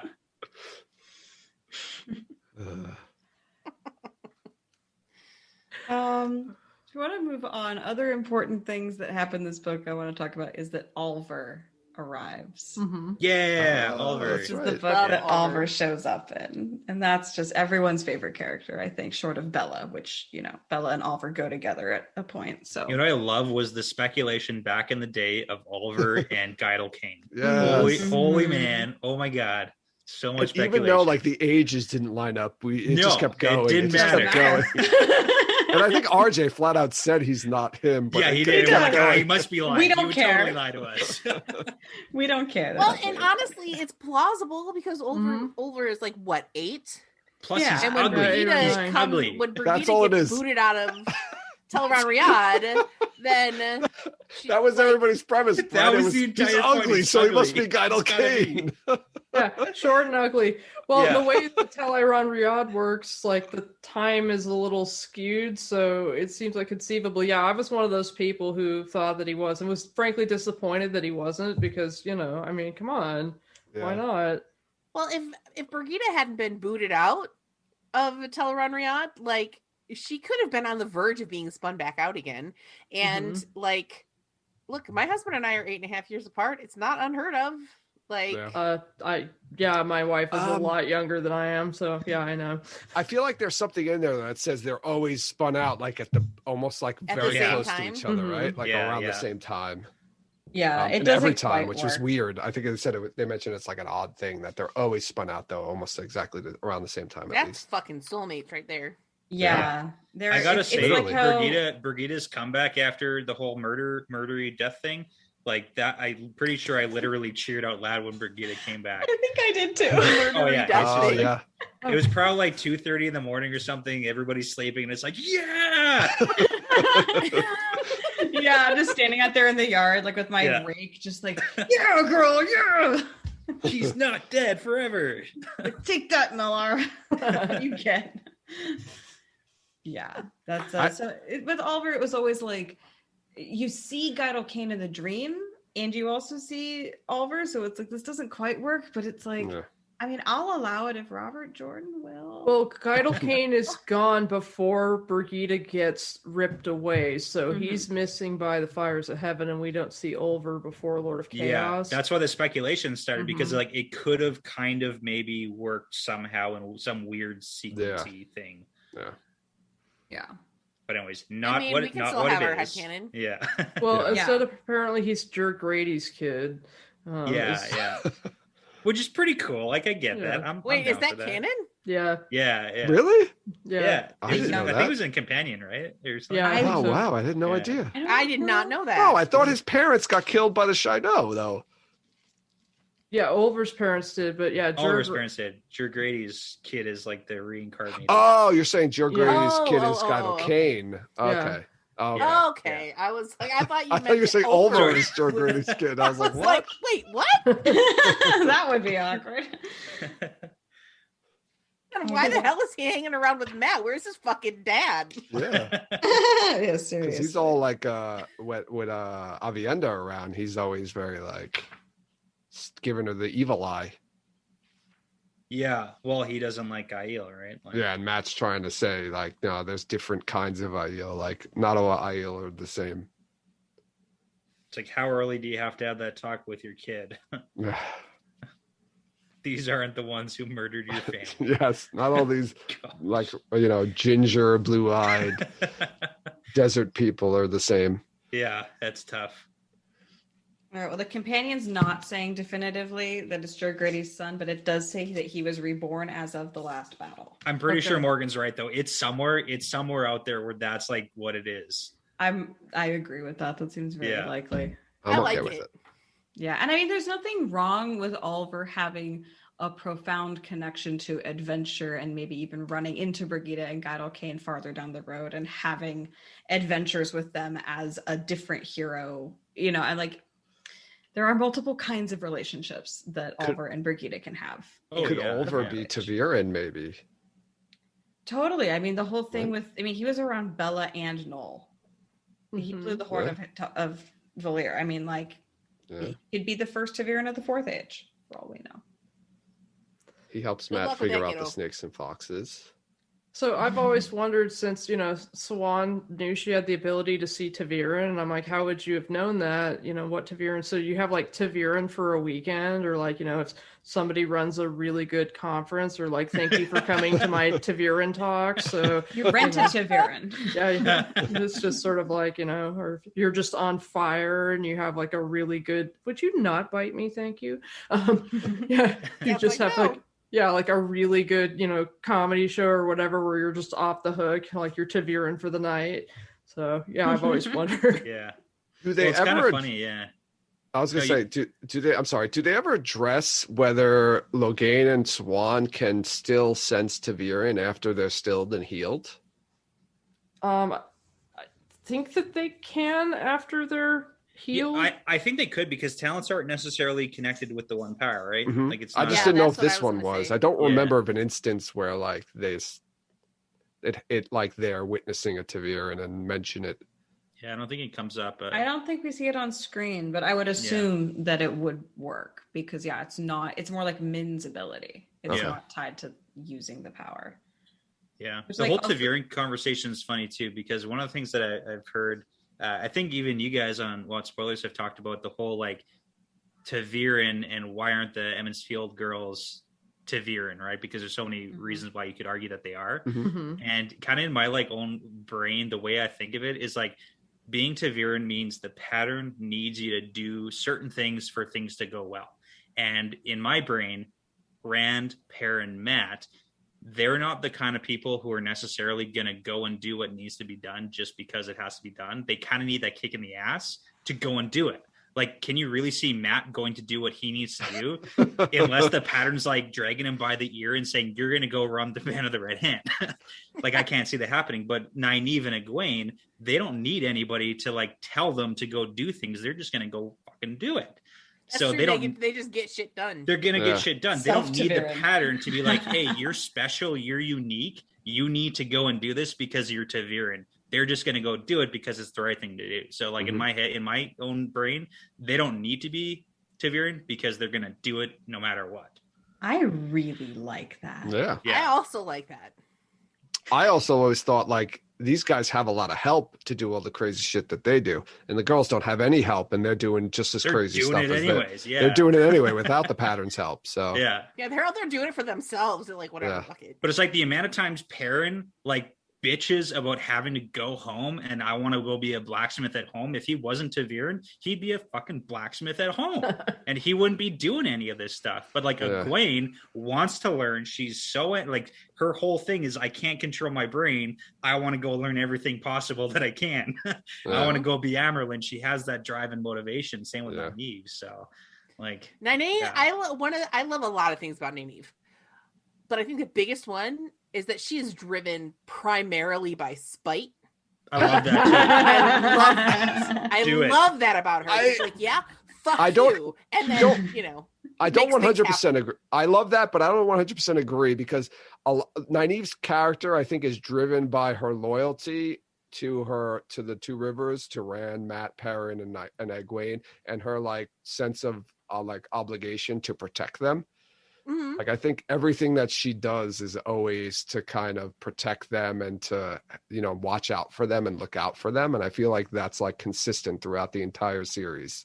But you're right, she does a lot of shit out of spite, and I do love that. Does, yeah, and I mean, and maybe it isn't mostly from spite, but like there's just a lot of like Nynaeve is one of those people where if you tell her she can't, she's going to give you the finger and she's going to go do it, and she's going to do it better than you or anybody else. Yes. And then she's going to do a bunch of other stuff on top of it just to be like, suck it, like, and she'll never say a word about it. She'll just be like, toss the braid and like, like Egwene's like that too. Like she always wants to do the impossible. People said you can never do this. I'm going to do it. Guess what? Yeah. I mean, even Elaine, to a certain extent, she decides that she has an affinity for Angreal and then just figures out how to make them, or Tarangreal. But like, that's a certain amount of like, you say it can't be done, but have you tried this? Like it's a dumbed down version of that attitude, but like you can see why the Supergirls are such a great trifecta. Mm-hmm. And is this the book? And I can't remember if it's this one or the Crown of Swords. Where does Matt get to Ibudar in this book? Yeah. Yes. No, not to Ibudar. To Saladar. I'm sorry, to Saladar. Right. Yes. Okay. So there's an amazing scene, and one of my favorite Matt scenes in the entire series is when he gets to Saladar, and Egwene's Amyrlin at this point. And he's like, what? Egwene's Amyrlin? This is crazy. Like, Egwene, I'll get you out of this mess. He thinks he's going to try to save her. But then, like, there's the point where he sees all the other Aes Sedai, like, treating her like shit. And he, like, kneels down and, like, kisses her ring and calls her mother. Because he's thinking in his head, like, nobody treats Two Rivers or an Emond's Field woman like this. And it's just like an awesome moment for Matt, and it like kind of grounds you. Like everybody thinks Matt's just like, he's reckless and he doesn't care about anything, but he does. He still has that kind of like deep down, he's still that same kid from Emond's Field. And I just love that scene. I love that too. I forgot that happened, and I thank you for reminding me because I love that too. Matt is absolutely reckless. Matt wants to be lazy and he wants to not care about stuff, but he does, and he hates it. It's true. Why am I like this? Like, I don't want to care about these people. I just want to go flirt with girls and play cards. Yeah. It's really funny because in this book too, just with the whole Matt Egwene thing, it's like the Emond's Field 5 are so funny because they're all like, they all grew up together, and it's like anybody you ever grew up with, and then the shit that they did when they were kids and whatever, you're like hanging out on weekends and all that, doing stupid shit, and then you go to their place of work where they're like a manager or they run a business, and you're like, you're in charge of this stuff, like you, the person that I know, you do this. They call like, yeah, but it's like that weird dissonance where, I mean, Egwene and Nat, they kind of have that whole thing where it's like she's the Amarylline Seed and he's like the leader of the band. Like, what's happening? It's crazy. Like, I just kind of think it back to like some of my high school buddies. Is like, if I see you in charge of anything, I'm gonna immediately assume this is bad. That's funny. Yeah, No, that's that's such a Along great the scene. same lines, like the people that you know that you're close to, and you'll just give them shit constantly and just bag on them and Yeah, bitch at yeah. them. And then somebody from outside says something, and you're like, okay, now we're fighting. Yeah, like hold You're like, up. no, Hold you're on. not Say allowed that. to do that. Only I'm Yeah, you allowed are to not do that. authorized. You are not qualified. authorized to do this, so now this is happening. Yeah, I love that about Matt. They have Matt and Egwene. It's such a sibling relationship. And it's like, oh no, we can fight all day. But like we are back to back the second that a third party gets into this. Like Yeah, Mhm. yeah. yeah, that's a really fun scene too, because Matt goes from like, I don't understand anything about politics. I don't understand leadership. Also, here's a really well-timed gesture that like pulls my entire army into staring down your entire like, hall of the tower. Just like, Well, just in the whole symbolism of having an army of dragon sworn show obeisance to their chosen Amarylline, it's almost like the first instance of, I mean, I guess he almost kind of counts as a foreign dignitary. Being a general is a form of being a dignitary, and being like, you may not take your chosen leader seriously, but here is someone who has serious weight, who has the backing of the Dragon Reborn, and who has a bunch of soldiers, showing honor to your chosen leader. And so that means something. And it's a really significant gesture, and more than just being nice. Like, and it gives pause to the Aes Sedai. And I think there are a whole bunch of steps throughout once they raise her in Lord of Chaos, and then going into Crown of Swords, where they're kind of like, maybe we did something without thinking it through too well, or the way that we thought this through wasn't the way that we actually should have thought it through. I feel like Egwene is absolutely not the woman they thought she was. Oh, no. They had no idea what they were getting.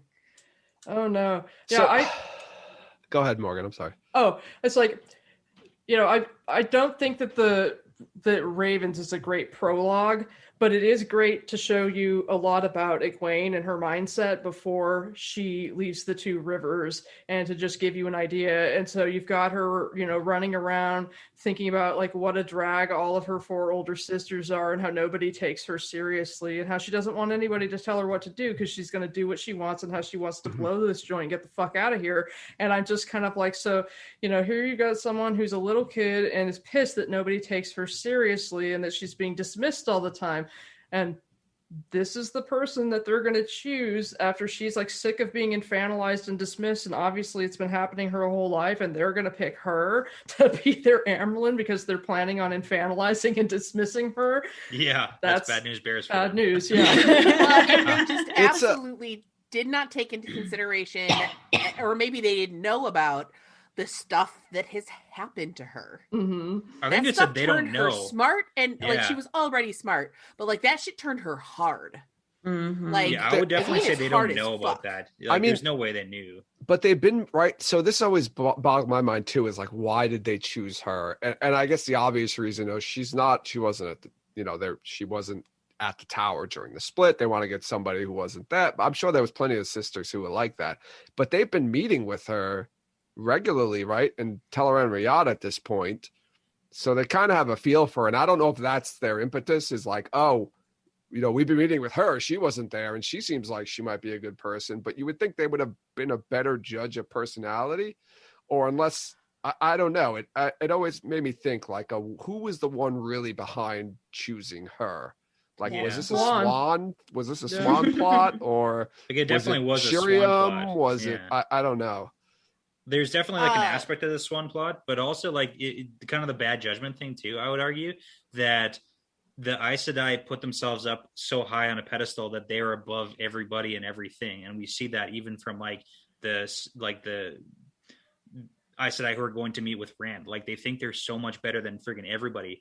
I had guested with Aradia and Seth on the Mirrors of Mist episode where they try and go and intimidate Randall Thor, the Dragon Reborn, with the Mirrors of Mist. We're going to make ourselves look like a little bit bigger than we actually are, and we've got deeper voices. And they legitimately thought that that was going to work as an intimidation tactic, because that's what's worked in the past for leaders and rulers of countries. But they put themselves so high up that they just can't imagine that a little village like girl is gonna talk back. Like, I have to kind of assume that they're that like asinine or arrogant or whatever you want to call it. So, well, and if you think about it, the interactions that they've had with her have been in the capacity of Egwene as a novice. And even though she thinks that it's a load of bullshit, she plays the part. She kowtows and does all the things that she's supposed to do as a lowly novice. She's externally, she appears to be obedient. yeah. And, they're so caught up in their own, kind of their heads are so far up their own asses that it does not occur to them that she could be anything other than what they're seeing on the surface. She's young. As far as they know, she's inexperienced. They obviously don't know a lot of the stuff that's happened to her. She seems to be obedient. Okay, we're going to take this novice who is very powerful, but she's young and she's maybe kind of dumb. And she's like quietly taking notes. She's 17. We're going to be able to handle her, no problem. Yeah. And then, what am I allowed to do as Amyrlin? What are my rules? Who can I be in charge of? Okay. Yeah. Just like quietly taking notes. Yeah. That's one. And she's things. even she's a wise one's apprentice for a lot of that too. At that like point, again, playing a very subservient role and saying, yes, mother, no, mother, I can be obedient. Like, although constantly doing things the wise ones tell her not to do. I mean, there's that. Lying to them, but there's that. She wouldn't be Egwene if she wasn't. I mean, not put your ass on my head, Kat. I mean, even to become a wise one, though, you kind of got to do what you're not supposed to do to become one. So, like, there's that aspect. That's true. Yeah. There was Avi's whole thing where she's like, "Why will they not like do this?" And they're like, "All he had to fucking do was ask, stupid." But yeah, I feel intelligent person, and her time with the wise ones really kind of honed that edge. That kind of intellectual edge where, she's able to think ahead, and, she was very subservient the entire time, but she was with like women who are brilliant leaders, and so she absorbed so much of that when it came time for her to get raised Amyrlin, she's like, oh shit, now I can really fuck shit up. And then that's when she started playing her game. Like, she has to pay her toe too at this point, right?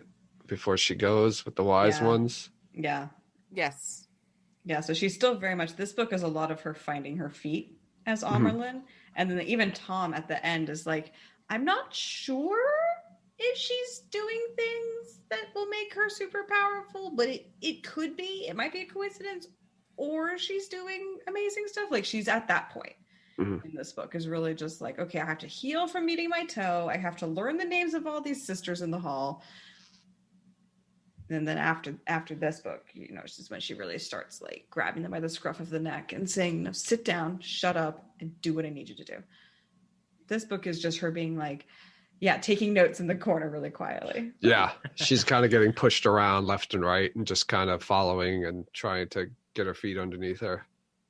Yeah, I feel like, I always had the impression that during this whole time, she was playing along with their bullshit to kind of lull them into a sense of complacency while she was, like you said, taking her notes and everything like that, and thinking about all the things that she'd be able to accomplish and what she could do to accomplish those things, and then slowly starting to subvert quietly tiny little things that would make you think,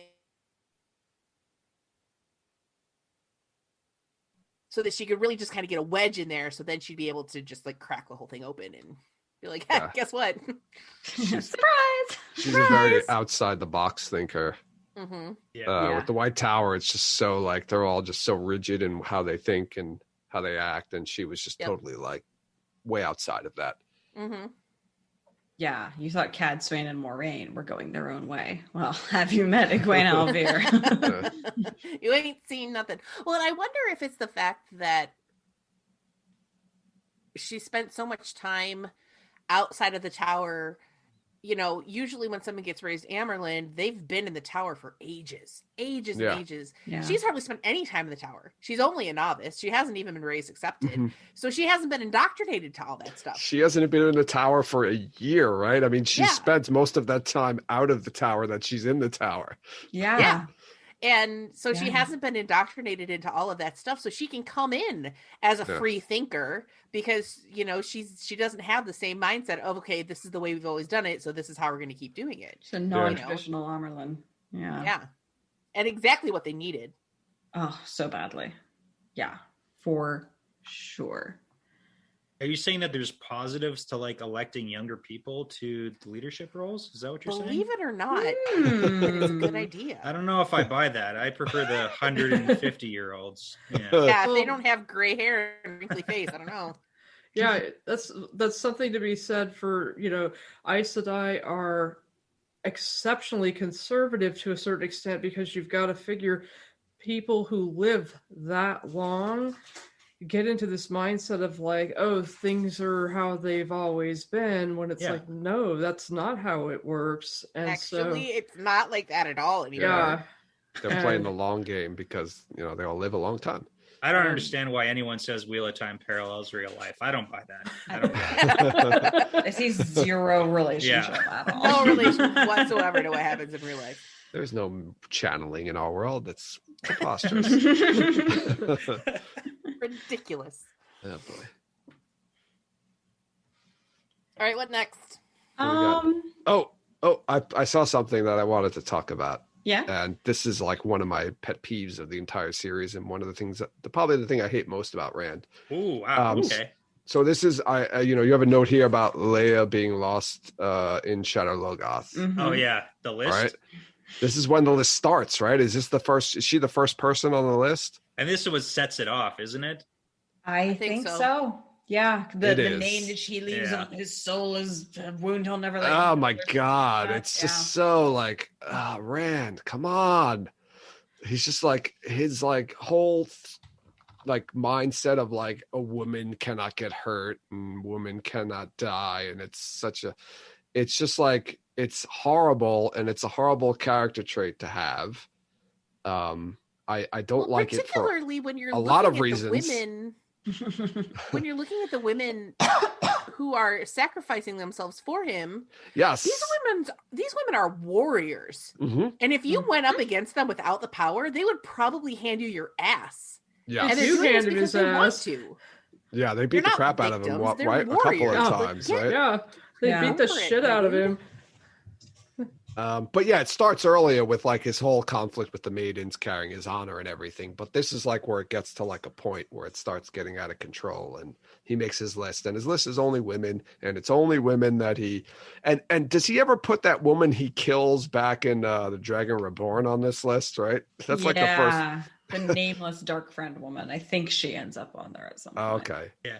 I have a question though, because like I too, along with probably most people, also hate the whole list thing, but I have to wonder if this list idea is something reminiscent of RJ's like war experience, where there's like this level of guilt that you have of maybe not women, but like being a commander going into battle and having people die on your watch because of your actions or what you did or didn't do, regardless of whether it's real and it is your fault, where you create this list and you can't let it go and becomes an issue and it interferes with your real life.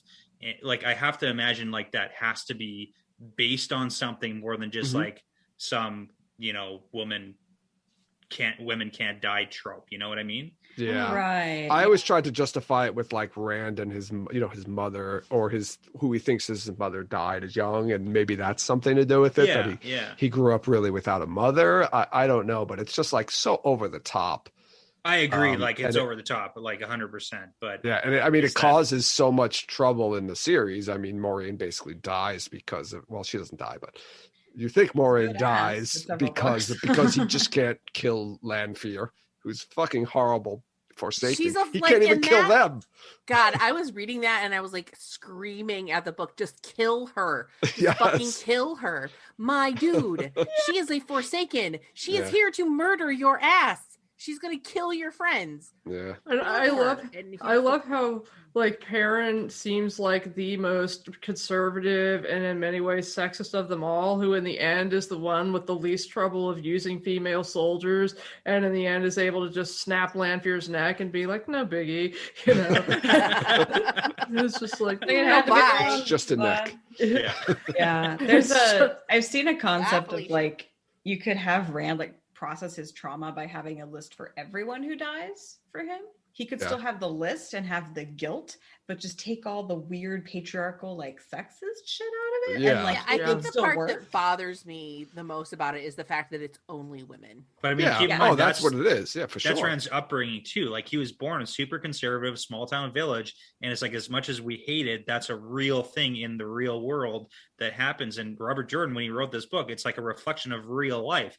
That Yeah. shit happens, and it makes sense that our main characters are going to have those like patriarchal, terrible notions because that's how they were raised. Yeah, And it's Rand bad, is just but that's taken real to the life. extreme though, and like Yeah. Matt and Perrin Yeah. have it too, but it's just so like Rand's list and his constant battle with the maidens back and forth until like they finally come to a point where they and he's like Yeah. all right. I honestly feel like this was a plot device that was not very well written or very well explored. Robert Jordan was too heavy-handed with it. Yeah. And the whole purpose of it was that that Rand gets to the point where he is officially too far gone when he's decided, no, it's okay, I can kill women, because he's hit that darkness at that point and he's seriously fucked up. And it was like that was his plot device to do that. Like he had this one line that he would not cross, and then once he was willing to cross that line, that's when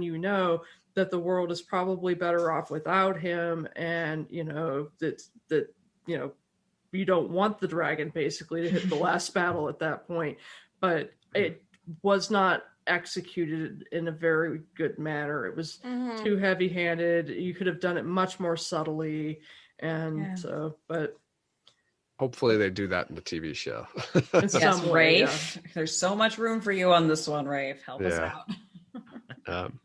And that's a really good point. And I kind of hadn't made that connection that he was in a very heavy-handed and poorly executed way, illustrating that final line so that you knew when he crossed it that, okay, now it's seriously in the shit. So I hadn't thought about that.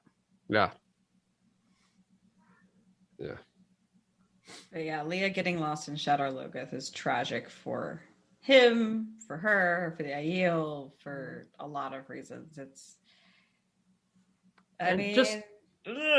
another reason for him to punish himself, because he loves to punish himself, and he's been like that from the beginning. Like Brett, your show, Danny was like the first person who ever pointed out Rand's negative self-talk, which I never noticed or really made note of until I was reading through again and had picked up on, because she had said it, and I'm like, oh shit, he does. He talks shit to himself all the time. All and the I time. realized, he really does have a foundation for mental health issues, even without channeling, right from the get-go. And Yeah. so it was kind of I'm like, gonna keep an eye out for that. I hadn't noticed it either. yeah, he really does talk badly to himself, even before Matt gets the Shatter Logoth dagger. Once he gets the dagger, you get whispers of self-talk where you're like, that's probably the dagger's influence. Right. But there's also just Rand's not very nice to himself, and he likes to punish himself, and Perrin likes to punish himself too, but not with the kind of like I think cruelty that Rand does for himself. And so Absolutely. and it cascades, and he just becomes crueler and crueler to himself and punishes himself more and more and more, which is very much a trademark of mental illness in a lot of ways. I mean, and then stacks on top of the whole taint, and then it also stacks on the whole top of his family issues of him like actually realizing that, you know, Tam never had that conversation with him, which is like also bad planning on Tam's part. But like, there's a whole bunch of issues that Rand has from the get-go. In the chat, Seth calls out when Rand assumes that he raped Min when actually they had enthusiastically consensual intercourse. Yeah. Which is just like, yeah, because he's just like, wow. Yeah, everything that he does has to be wrong. Everybody has to be victimized by him because he's trash, he's garbage, he's awful. And that's like and that's what you're saying. That's like a mental health issue with Rand. It's like we can say, "Oh, why are you doing that, Rand?" But it's like that's he needs help, right? Yeah. And RJ starts with the base for that at the beginning, long before he ever channels. Yeah, very beginning. Yeah, absolutely. And it's fair. It's sad. It's really heartbreaking, you know. And one of the most heartbreaking things is to go back to the beginning after you finish it, because he's really such a sweet kid. And then you're just kind of like, and then you know what's going to happen to him. And it's just like, it just kills me. It always just kills me. So, But remember, at the end, he's got his pipe and he's a happy guy. Just got to remember that. As he walks away from his wives and unborn children. He meets back up with them. Yeah. I'm sorry. If I were one of the women, the fact that he was ghoulishly inhabiting this other body that presumably Shadowspawn stole from somebody in the Borderlands, that would creep me out a little bit. Like, I wouldn't want to be a dick about it, but I'd be a little skeezed about it. I'd just be it might be a gots to go scenario. Yeah, I might be like, you know, I love you, man, but like, I made my peace with the loss of this whole thing. I don't think Avienda's pregnant at that point, so he definitely Avienda seems to accept it, right? So I headcanon that she is, but I've gotten into debates with people. Yeah, I thought she got preggers like the night before the battle. That's what I headcanon. I don't. Yeah, that's never. Yeah, I don't think there's any confirmation. But you know, some people want to tell me that Morden's described as a very handsome young man. So yeah, he's almost handsome. pretty enough for Grandal. Yeah, he's just a body that got stolen from some poor schmuck along the Borderlands somewhere. Backstory to that body. Just ghoulish and kind of super creepy, and I just might be a little put off by it. But that's just me. I mean, it's they're going to go that route with it in the show, or do you think that they're going to actually let him actually die? The body. Oh, that's a good question. Are they going to do the body swap? Ooh. That's or like any of the transmigration reviving stuff. Like, you know what? You're right. They would have to do at least the initial, like earlier stuff to set up the Rand part. Possibility of it being a thing. Yeah. Mm-hmm. Like they can't just spring that us on us at the very end. They got to give us an instance of it being a possibility. I don't see how they work around the Ishamael Moradin part. Yeah, I don't know. I think they would have to at least do that one. Because, like, the thing with the true power is so confusing. Like, the first time I read it, because you don't even hear about it until book 7. Like, if you go back and read, you see instances of it. Like, you see it in the prologue of Dragon. Oh, yeah, it's in the prologue. Absolutely, it's there. When he appears. You know what I hate? The fact that in the Winter Dragon prologue, they talk about the one power and the true power. Yeah, he says the one true power. He says he does. That's not confusing. That's what he says in the line. He says the one true power. So I think Billy Zane says, yeah, I don't know. Billy Zane. I don't know if you Zane. How does Ishi look like Billy? Oh God! Sorry, I killed your servant Drew. Oh my God! Justice Did you listen to the song that the guy wrote about the Black Wind? Yeah, that was great. Was it the Blackbird one? Yes, the one he did the Blackbird. Yeah, that was a great one. I loved that. Actually, using the lyrics from the books. There were so many great fucking songs in that. I'm like, wow. No, I want to have What Spoilers like just periodically review one of those videos at a time, like just like across the next year, like just periodically just be like, we're gonna take a while and just I think we're gonna commit to putting out song parodies like every couple of months because it's just so much. I've so many ideas have popped into my head from that. So I wasn't gonna tell anyone this idea, but like because you guys are cool, nobody did Broadway covers. There was zero Broadway. Yeah. Broadway is a wide open niche for next year. Dibs on Wicked. Yes. Oh, I got dibs on Hamilton. Yeah, MK saying The Little Mermaid made it to Broadway. Oh boy, that's true. That's Ooh, maybe I true. should do some Sondheim instead. And so and also like everyone played instruments, and I'm like, well, the only instrument that I can even begin to play a song on is I once upon a time knew how to play the chords for Phantom of the Opera on the piano. Like I there you used go. to be able to do That's that. pretty cool. But it's an Andrew Lloyd Webber show, which is like, You want to know what? There's no shame in enjoying an Andrew Lloyd Webber show. Yeah.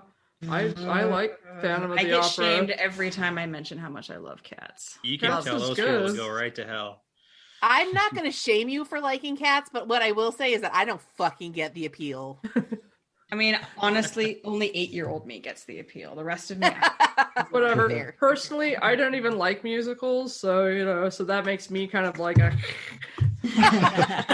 I'm with you, Morgan. yeah. Just more musicals for me. Yeah. I'm my just wife- saying, like Broadway, man. She Like, took me to A Christmas Carol, and I was all excited. And when they started to sing, she was like, "I wanted to die because I knew you hate musicals." When did A Christmas Carol become a musical? It was Besides just- the Muppets, that's I the was going only. to say Muppets. That's all I could think of. That's That's the only one. only good Christmas Carol musical. Yeah.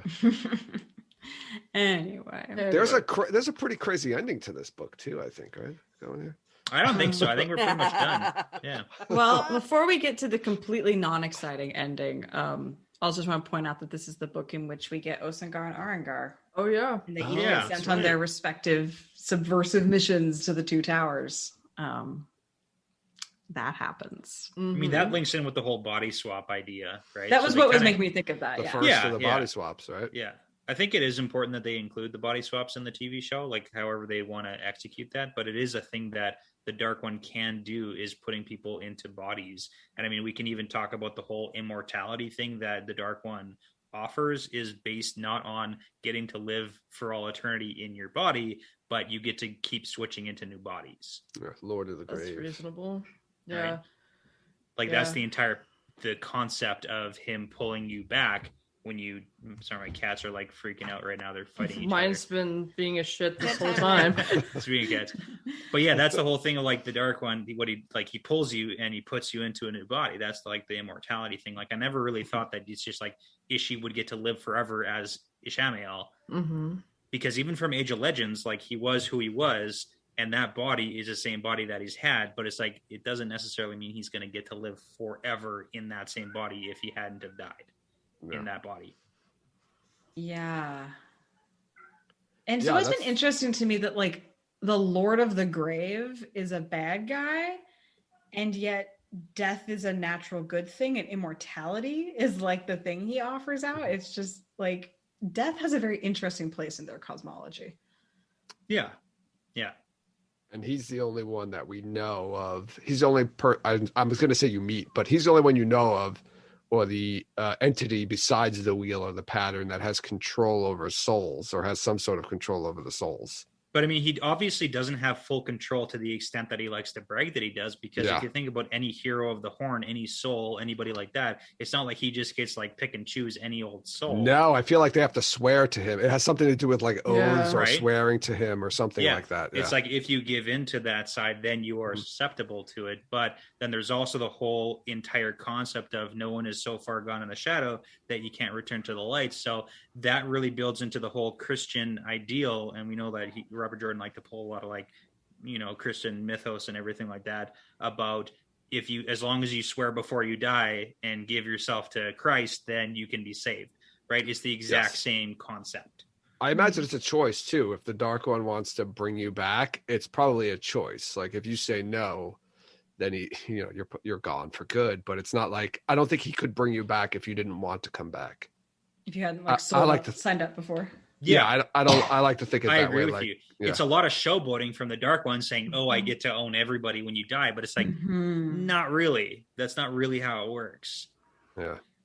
Yeah, and it's like I think that the thing with Halima is obviously, or Arangar is obviously problematic for a ton of reasons, and it's like purely from a tactical standpoint, like she's a really good plot device, but really it's like you should be using male pronouns and stuff because it's almost like a perfect example of there is a male soul in a woman's body who is using the male half of the power, and so it's almost like proof that your body does not dictate your gender, And so if you did it properly, then you could do good trans representation that way.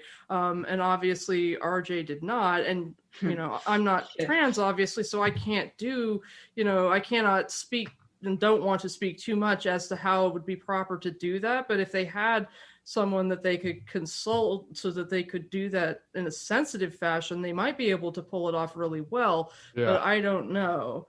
It feels like there's an opening there, but it has to be handled so delicately. Yeah, I agree. Yeah, I think you're 100% right, though, Morgan. It is more of a plot device, right? I think he was like, let's have a female character that channels Sidene, so and she's or he, whatever, is in Saladar where none of them can sense it. So it's kind of like a great plot device, but you're right. It's more of like how they handle it. I think I would like them to keep that plot device because it's really interesting and it's really sneaky and great, but you're right. They have to like handle it and approach it in a proper way, I think, to make it if it work. hadn't been like a punishment, or if they hadn't been talking about how it was a joke so much, and if Arengar's inner narrative had continued to be, a male inner narrative, that might have been a more reasonable trans representation.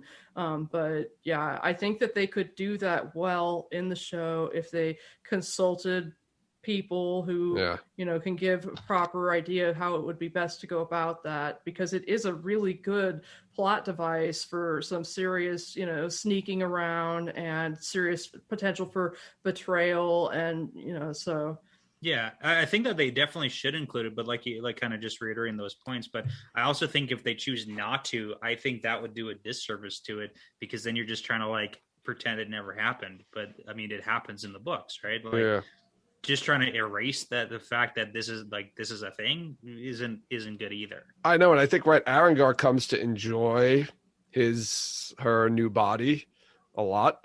Yeah. And I don't know if it's from like that old like thing, the old man, if men saying, "Oh, if I had boobs, I'd be playing with them all day," kind of thing. Yeah. But yeah, I think it's a great plot device. I think it's something that they should include, but yeah, I think they just need to approach it maybe a little bit differently, tweak it a little bit. Yeah, it's like the list. It was a heavy-handed, inappropriate tackling of a very important discussion.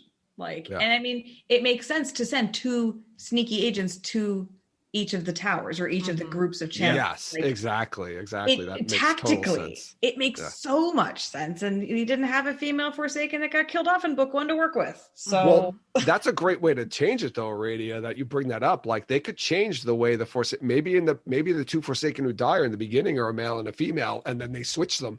I mean, Lanfear's a choice that's like right there for the taking too.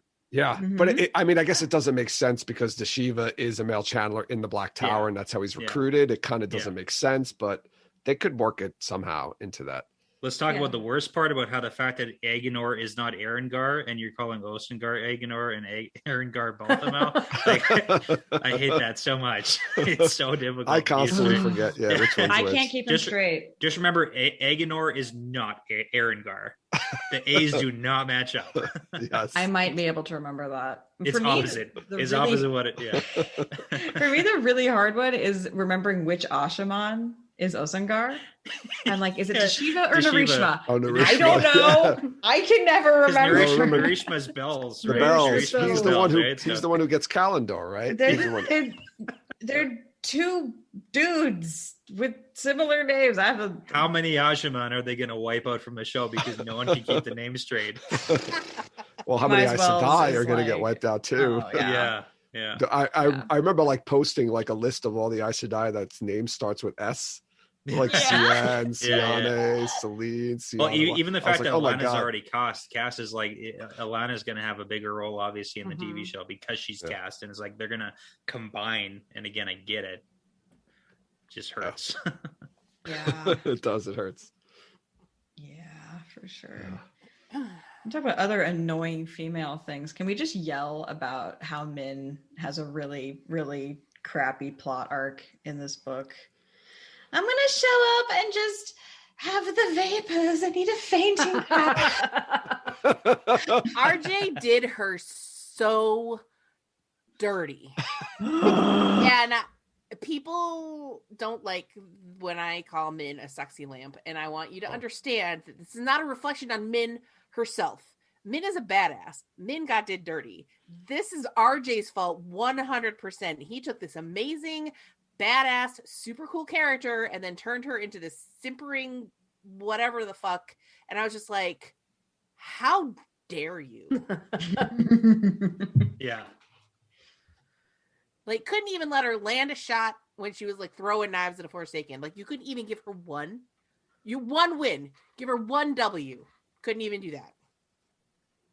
Well, they get her to do the book learning. That starts this book, doesn't it?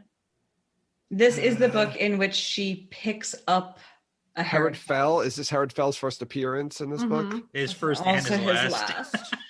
That's right. That's right. I forgot he didn't make it for an entire book. He doesn't make it. Which is funny because he does have such a big influence, and it's like everyone remembers him. Herod Fell. Yeah, that note, that bookmark that she's got forever and ever. Yeah, so I think this is the book where she starts to read his stuff. Yeah, really fascinated with it. I personally don't like the sexy lamp thing just because I'm like, you don't have to be a badass to be a badass, right? Like she has a bad month or something. It's not great, but like she ends up being so underrated, so taken for granted, and she's so confident in herself that she doesn't need to be in the center. She doesn't need to be told how important or not a liability she is. She's just like, aside from the whole super flirty makeup thing, which I will never understand and I choose to pretend doesn't happen. Like, I love the part where she just sits in the back and just reads until she pops up like 4 books later and it's like, oh, by the way, I now have a PhD in quantum mechanics. She's doing her 4-year degree. Like, she's done it. Right, so it's like she's a sexy lamp who's like online. She's got knives and books and all this stuff, like just hidden behind the lampshade. Here's the concept of the sexy lamp is that if there is a female character that you can replace with a lamp and have it not make a difference, that's the problem. It's a Neil Gaiman thing. Okay, I've only learned about this discourse. So yeah, okay. So yeah, that's the idea. You have a female character. If you can replace that female character with a lamp, she is not a good character. She is not being done justice. And so that is why I call Min a sexy lamp, is because about this time, she basically it's like a personality change. You go from this woman who's in the tower and she's like, okay, you want me to do what? With the hair curling and the dress wearing? This is not how I roll. To this whole, like, I'm tripping all over myself to like fawn over this boy. She's in love. Yeah, but I'm going to push back back against I'm in that. love too. And I didn't do any of that shit. But just because you didn't doesn't mean that some girls and some women wouldn't want to. Like, I totally get the whole men do that too. Yeah, and the Min and Vin, the whole Mistborn series, it's like Vin has this whole controversy in her story arc in Mistborn. And if you haven't read it yet, for anyone, I'm going to spoil it, so sorry about that, but plug your ears. It's wrong but podcast. She goes to the whole issue where it's like she was the badass. She was like the street urchin kid who grew up and didn't want to be like anything other than what she was, and then she kind of gets thrust into this role, and then she's thrust into a separate role where she has to wear the fancy dresses and go to cocktails and all this stuff, and she like battles internally and realizes she actually likes that stuff too. And I don't see any problem with Min wanting to be the badass knife throwing girl who wears pants and jeans and whatever you want to call it, but also want to dress up and look pretty for the guy she's trying to seduce, because it's like, why wouldn't you want to do that? I'm not talking about her dressing up and looking pretty. I am talking about a literal personality change where all she's doing is fawning over Rand. And this is not, I'm not commenting on Min as a person. It does, you're right. I'm commenting on the way she was written. Yeah, okay? It so does for happen anybody that who's way. a Min stan out there, don't get all up in my junk, because I'm not saying that your girl is bad. I'm saying that she wasn't doing justice. I'm defending her because she was done poorly by. Okay? I think it was only for a period of time. So basically, what you've taken is you've taken this independent woman and you've turned her into an emotional support animal. Yeah, okay. That's my. It's only for a period of time. Yeah, I'm with Joe on this. Like, I disagree. It happened and it sucked. Yeah. So he uses her right to read people for a while. She's basically there. he's like, oh, sit and I'll hide you with the power and you can read people and tell me what you see on them when he's meeting with people. I feel like that's kind of just like a time in their relationship, when you first start a relationship with someone, and all you want to do is be with them and do whatever they want. And, I get that. Like that shit happens. Yeah. From an outside perspective, that's frustrating to see even a friend go through that with a new boyfriend / girlfriend. It's like they become a different person almost in your own brain. But it's like they're right. Yeah. Like and no one's saying it's good, but no, I'm not saying it's good, but it's like, I get it. Yeah, I get it too. And she changes. She gets out of that. She grows out of that.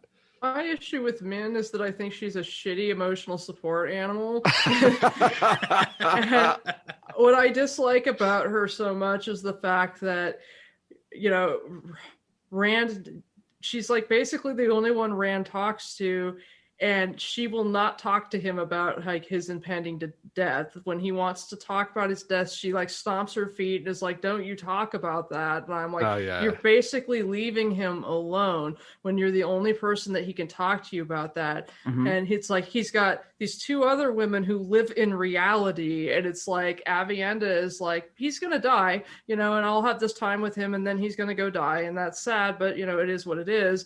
And you've got Elaine, who holds on to some hope and, is like hoping that he doesn't die, but understands that that's a real reality and possibility, and then Min is just like, she won't hear it and won't hear when he wants to talk about it and everything. And that's an act of emotional abandonment. And it really pisses me off. And it's just sort of like, he deserves, if she's going to be there all the time, to have a partner who lives in reality, and however hard it is, to shut up and listen to him when he wants to talk about his impending death, know?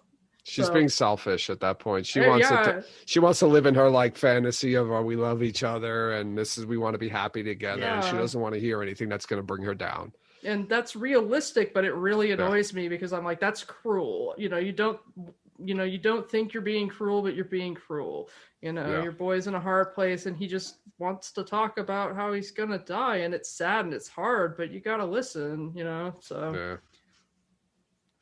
But that's my beef with Min. And also she annoys me in book 6. She really does. And I feel like he was writing her because he felt like she was going to want to compete with Elaine. And the one thing that I will say is that Rand never wants her to change. Like, he's never thinking in his head that he wishes she were anything different. Yeah. And that's good. Mm-hmm. That's a great point you made there, because you're right. I think she's very she's self-conscious. She's very self-conscious, and she's thinking like Rand's in love with Elaine, and Elaine's like a beautiful woman, and she's trying to compete with that, and she's trying to overcompensate. And that's probably where that whole wanting to be pretty and kind of being a little bit more forward with him is, because she's feeling very self-conscious, and she's like, how can I compete with these other two women? Which is funny, because out of the three of them, she's the one who's in bed with him every night.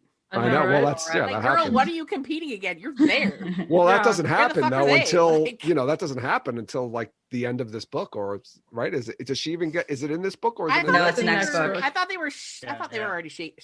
Yeah, not until Fell dies. No. Yeah, they bone down in book 7.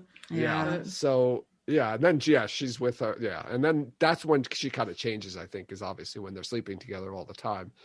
But I think that's where a lot of it comes from, though, is just literally her self-consciousness and insecurities. When you're trying to compete with Elaine. Being a sexy lamp almost seems like a good strategy. Yeah, and I feel like his logic in writing it was, understandable, but I think he was a little heavy-handed with it, because I feel like, she's just a little bit too simpering. And I mean, I almost feel like she's doing it over the top on purpose to make fun of him, because that's kind of how she rolls, is to, like when she's telling him that she can just, when she's viewing the nobles, she can just drape herself on his lap and feed him grapes and be her little honey lips and stuff like that. And he's like, no way, he's not having them think filthy thoughts about her. She's like, but I am such a sexy lamp. I mean, look at this.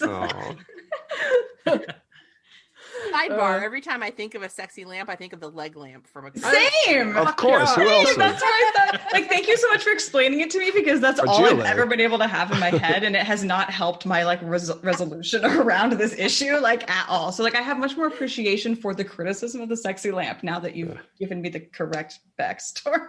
You're very welcome. I guess I just assume that people know what that is, and I shouldn't assume that people know what that is. I mean, at this point, I've talked about it. You'd think I know what it is, but I was just thrown out of my ass. So whatever. Yeah, I only recently learned about it, and I was like, that's honestly really cool. I think that's a really cool statement. And, it's important to have, to be aware of that kind of stuff when you're reading a book where a man is writing women. I'm actually interested, my wife is younger than I am, and so having her as a member of a younger generation reading a book like this, hearing her insights about it is interesting. And so because she's early enough in it that it's like they're just leaving Emmons Field, and so she's just having this perception of Emmons Field women and how they're really assertive, and she feels like he wrote them almost aggressive instead of assertive, and like he crossed over that line. And she's like, so my judgment about whether he can write women well or not will depend upon whether all of the strong women in the book are aggressive. And so I'm like, okay, well, just keep reading, because obviously not all of them are like that. No. Read and find out. Yeah.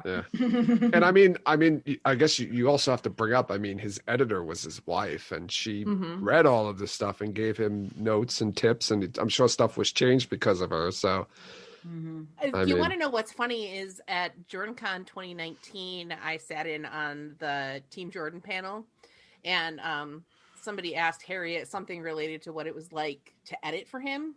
And she said he was a tiger, and if he wanted it in, it went in. Oh, wow. So he took her advice to a certain extent, but if he was really attached to something, RJ apparently would not kill his darlings. If he wanted it in, it went in. Oh, wow. I didn't know that. That's great insight. I mean, that makes sense too, because he described himself as like the Old Testament God of it's my fist going into this book. So like, I understand that.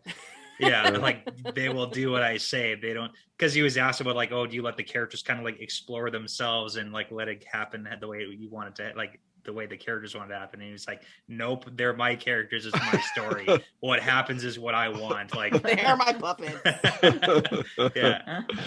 But, he is so good at getting into their heads, and I feel like he does like a massive empathy exercise with each character that he writes. And in that sense, it's like he makes himself into them, or, he lives inside them in that way. And so I feel like at that point, you get to be both God and your creation as you're writing. And so that's like, you've got to steer at that point. Yeah. Well, and I think that, given the level of detail that he put into this entire story, to the point where shit that happened in book 1 is paying off in book 14, it isn't unreasonable to expect that he knows all of his characters so well that he already knows what they would do. It isn't a question of, writing and letting them explore the space, because he already knows them well enough to know exactly what they would do. Yeah. So. And even just for a lot of readers, just because you don't necessarily like something that a character does, doesn't mean that it's a poorly written character or scene. It's just like, there's people in real life that I don't like the things that they do. And it doesn't mean that they're any less of a real person. It's just like, I just disagree with what the person is doing. It doesn't mean that it's a bad, like, know what I'm saying? Like the characters, people think things that we don't want them to do. Yes, people try to like pin, exactly what you're saying. People try to pin like the characters on the author, like the author condones everything that they wrote. Like, because I wrote this happened, that means I think it's okay. Yeah, because the Shanshan have slaves, I condone slavery. Fucking no. It's like that really happens in real life. So like, and that was the thing. He took stuff from real life. Even the fact that like Rand makes an agreement with the Shanshan to let them keep slaves is a direct parallel to like United States history. Like, unfortunately, that shit happens in real life, and that's why it's so relevant. And that's why when you read it, you should look at it and think, oh my God, this is terrible. That's a good thing that you look at it and Yeah. think But don't it's think that terrible. the author think that that's okay. Yeah, of course not. But it's Yeah. like how you But would have people the worst do. book. People do that though. Well, those people are stupid and Yes. shouldn't read the book. I You agree. should listen with to you our on that. podcast collectively. I think- because Well, we you shouldn't, because you're going to hate what I have to say. People are bad and they should feel bad. Yeah. Yeah, so much of what he does isn't like, making a moral judgment so much as just being like, what would realistically happen from this? And that's what Yes. I love so much, is that he uses so much logic and reason to determine, if A, then B, what would happen from C. And many of the frustrations I've heard from people who either give up on the series because they're like, it's fantasy. I want the fantastical, to use the fantasy medium to affect a happier ending. And it's like, but, realistically, that would not have happened. So, Yeah. But I mean, and you kind of like made a huge point there. It's like, what would happen? A lot of the things that happen in the Wheel of Time, he has historical evidence that when people are in this situation, this is what they will do. Mhm. If people are put into a life or death situation, they will make the wrong decision and choose the bad option and do the wrong thing to save their own butt. Like, that's what happens. Yeah. Whether or not you agree with it, it doesn't matter. That's right. But by Exactly. the same token,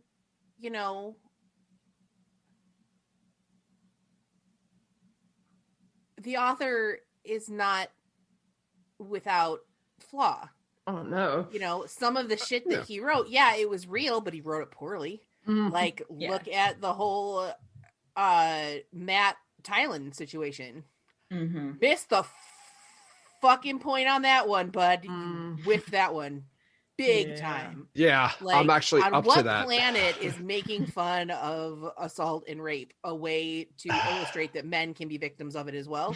Yeah, I agree with you. No. I'm up to that No, no, point. no, and, yeah, I think Like, it's just because that's the way he did it, and he did it on purpose, doesn't mean that it was well done. yeah, Yeah. definitely. I think, and I know people don't like to hear this excuse, but and this isn't that really that long ago, but people like try to judge people from like 200 years ago by standards that we have today. And I don't, not that this was done 200 years ago, but I don't think that's fair. Yeah, I agree. know, I agree with that. But I think, it was poorly done. I think things that was a little bit more normal when he wrote that. Not that I'm saying it's okay, but I think that was a little bit more normal. It definitely, if you look back on it now, it's definitely weird. And I'm up to that part in Crown of Swords right now, and I'm listening to it, and I'm like, "Ooh, yeah, wow, this is a little bit too much." Like, Well, I it mean, could definitely even this, been handled even this better. conversation that we're having in another 20 years, it could very easily, every single one of us in this conversation, people could look back and be like, "These are terrible people." It for could the be a things that banned they're book saying. in 20 years. That Well, I book, mean, because we're Crown not of at Swords. we're We not don't at some know. like They're banning objective Dr. moral Seuss. peak. They're right? banning Dr. Seuss books right now, so No, they they're could just be not banning publishing that's anymore of right. I it. think there's more to it, and then they're not actually banned. They're just not Somebody publishing. Oh, they're not posted publishing more, anymore. yeah. Okay, yeah. So they might not publish so anymore. they're just Crown out of of print. Swords. But Out of print. Not here's my perspective on it. Slavery was accepted however many 400 years ago. Doesn't mean it was okay. Doesn't mean it was right. Doesn't mean there it are was certain moral. things. Doesn't mean it was correct. Just you're right. because the majority of people at a period of time thought that something was okay or funny or acceptable or whatever, doesn't mean that it actually was. No, You I know? agree Of with course you not. there. There's a There was line. a point in time when it was okay for the rule of thumb. Yeah. That's how big a husband's stick could be when he wanted to beat his wife. That's Right. not okay. Yeah. Beating your wife is not okay. It's never been okay. It was acceptable by society, but it wasn't okay. So I think it's perfectly fine to judge people's actions based on today's standards because we're getting better. We're understanding that it's not okay to try to do a humorous take on somebody being forced into sexual intercourse against their will. It wasn't okay when he wrote it. He had a really wrong-minded idea when he and Harriet decided to do it that way. And we recognize that now. And I don't think that it's unfair for me to say, okay, yeah, he was a middle-aged white man in the 90s, so he gets, I will excuse it. No, I won't excuse it. It was bad, and he shouldn't have done it. And Right, but it was progressive for its time, and I think there were definitely parts of it that were progressive. Yeah, I think But- what I was trying to say is I'm not saying that, everything is acceptable to happen. I'm saying there's a sliding scale, and the line the line is constantly moving as to what's acceptable and what's not acceptable. And I'm not Especially in saying art, right? yeah, and I'm not saying I'm not saying rape, that's a different story. That's a clear line, or slavery, that's a clear line. But there are things where, 100 years ago, it was okay to do something, not, certain things, not rape, not slavery, that aren't okay now. And we don't want to go and judge people necessarily on certain things then.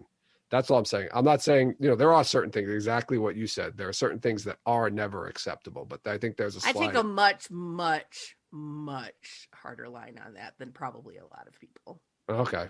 Well, yeah, it's, you know what? Real And it's hard hard. line. I find it hard to judge things like that when you didn't live back then and you never experienced life back then. And I think that's the key. Well, and I guess it's difficult to be able to kind of understand exactly where you're coming from because you're not giving me a specific example.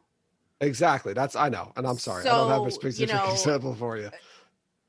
Yeah. So I'd roll that into. I take a hard line on it. So, I mean, so for specific examples, things that are acceptable today that weren't 20 years ago, like I have memories of me as like a 4-year-old kid, and I dressed up as I had like the indigenous Halloween costume with the feathers and everything like that. Objectively today, not okay. Like I'm not going to have that, like you're not going to buy those Halloween costumes. But when I was like a 4-year-old, that was something that was sold at stores.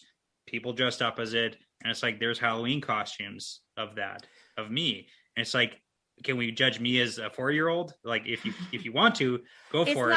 It's not about judging, first of all. Second of all, I would disagree with your idea that it was different then because, okay, it was socially acceptable to dress up as an indigenous person. But it was still just as harmful to indigenous peoples then. I agree. As it is now. The impact is the same. Intention means nothing. Impact is what is important. So it was socially acceptable to dress up like a Native American. Yeah, but again, like even Native American is not something that you can say anymore. Socially acceptable and okay, like morally acceptable, are not the same thing, and that's the difference that I'm talking about. Well, so that's the thing. That's what I would say. Morals that's the sliding change. Scale. Like how do we judge like something that was done 20 years ago based on today's standards? Yeah, I think how do we do that? that? Change. I think morals do by change, doing it. But you can't do something 50 or 20 years ago that we weren't there yet on the sliding scale, right? That's the what hard is part we? about I mean, that. this is the concept of the Overton window. Yeah, right. Yeah. That's what this is. It's wrong. Exploiting indigenous peoples is wrong. Exploiting people of color is wrong. It was wrong then, and it's wrong now. Why? Because of the impact. And the impact echoes through like the centuries too. But that's so, kind of the point, I can right? look back and I can say the thing that they did was wrong. It was wrong then. Socially acceptable, morally acceptable, no, it was wrong. Yeah, but what I'm saying here, wrong. What I'm saying on here, but you wouldn't here judge them the same way. There's going to be something that you are doing today that in 20 years won't be acceptable. People are going to look back on it and they're going to say, Jess was super wrong-headed about the shit that she said, and it's probably going to be the Min stuff, to be perfectly honest. But you know what? I will accept that. Yeah. Because it's very possible that something that I do, in fact, it's pretty much guaranteed. Yeah. I think our point is like you shouldn't be wrong 20 years from now. You shouldn't judge people the same way, though. I think. And if people want to judge me according to their current standards, that's fine. No, they shouldn't. The point is that you are not a piece of shit, Jess. Even if 20 years from now someone is going to be like, she was so wrong for the stuff that she was doing, it's like, you're not a piece of shit. Yes. No one should be judging you for something you did now that was nobody really saw anything wrong with it. But now, 20 years later, they see. I said it well, before. That's the whole like gasoline cars. Like people are going to look at everybody in the 20th century and be like, let me defend myself. I didn't say judging. I never said judging. This is not about judging. This is not about judging a person. This is about looking at something that a person did and saying that was wrong. Okay. Okay? We're talking about actions. We're not talking about people. Yeah. Okay. I think there are other things though that people. I think there are other things that weren't wrong or aren't wrong now that will eventually become wrong. Oh, absolutely, because that's the way things evolve. Yeah, Especially, and I don't even necessarily think that's correct. Yelling at you guys and be like, "God, that fucking bitch." Yeah, I don't necessarily even think that's correct. I think that's a slippery slope. But what was it? Lord of Chaos. What was that we talking about? War crimes. right in If line I with ever got a breath, war crimes. War Ran in the crimes. box, being tortured. War crimes. Neil, Oh, we didn't talk shall be about Rand in knelt. the box. The power dynamics of Rand in a box and Neil, you shall be knelt, I feel like is the logical place to take that do my as wells of a debate. I thought because I don't know. I The thought this Neil, was you a will be lot knelt longer. fits into that. Yeah, Sorry. I remember the first way back that this was a lot longer. Rand was in that box for a lot longer time, but Yeah, really it not felt in the like a box long for time. Feels like a It long felt time, like he but was in it for weeks. it's How a long was chapters. It felt like he actually? was in it for like a quarter of the book, but he's only in it for Yeah. like 2 chapters. It It's was, like, but the come on, Rand, time-wise, how be long a was man. it? time-wise, Was it it's days, probably weeks? about 10 days. It's a really long time. Yeah, it is. It is. It's I can't remember if it's 10, 13, 16. It's a We've been long over it so many time. times. And but then it's they're way beating long. him every. Who's the one? Aes Sedai. Galena. Galena. That And bitch. Katarine and Arian. Yeah. Galena. Even Arian stops doing it after like The the second first time. 2 nights or the second time because she's like, he killed my warders, but I'm not an evil piece of shit. And this has reached the point where it's not right anymore. So I'm going to just go off and cry alone. So Yeah. And Galena. that torture is meant to soften him. It's meant to control him. It's meant to break him. And it does all those things. And yet the Aiel are like, yeah, I mean, I guess you can like walk it off or whatever. yeah, they're like, it was wrong that they took you, but yeah. Okay. So Rub some dirt on it. So I always love what RJ does with contrast because Galena is the most horrible person. And so he ends up giving her to Tharava, who is like so scarily awful. And it's like, do you ever feel sorry for Galena? Nope. Never. Because Tharava is like the next level of terrible. And it's like, I can't help, even though she's terrible and she does terrible things to Galena, to kind of like her because she's so awful to her. It's because of what she goes through. Mm-hmm. Yeah. And I'm like, and I shouldn't like her because I know the stuff that she does to Galena is really awful. But I'm just sort of like, but Galena is so terrible that I'm just sort of like, like karma. Like how's like, that listen, karma? we're just looking at consequences. Actions have consequences, Sucks and these to are yours, my suck. friend. Yeah, that's kind of like how I feel about like the kneeler you will be knelt. Because like on the one hand, lots of criticisms with it, but on the other hand, like I'm on team. you Rand. kind of fucked up. Like, And it wasn't. Oh, go ahead.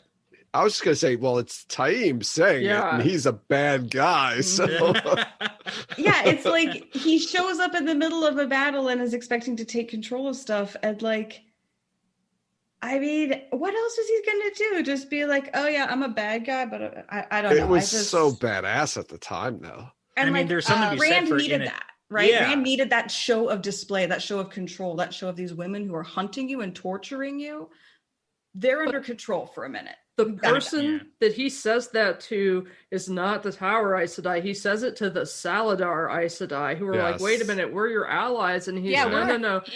You crossed my boundaries. Dude. They're like, you're not my friend. I told you 6 could come, and here is 9. You were with those people. You can swear fealty or you can fuck off and be a prisoner. And they're basically put in this position where, and then Taim just adds his extra gross creep factor. But it's like, yeah.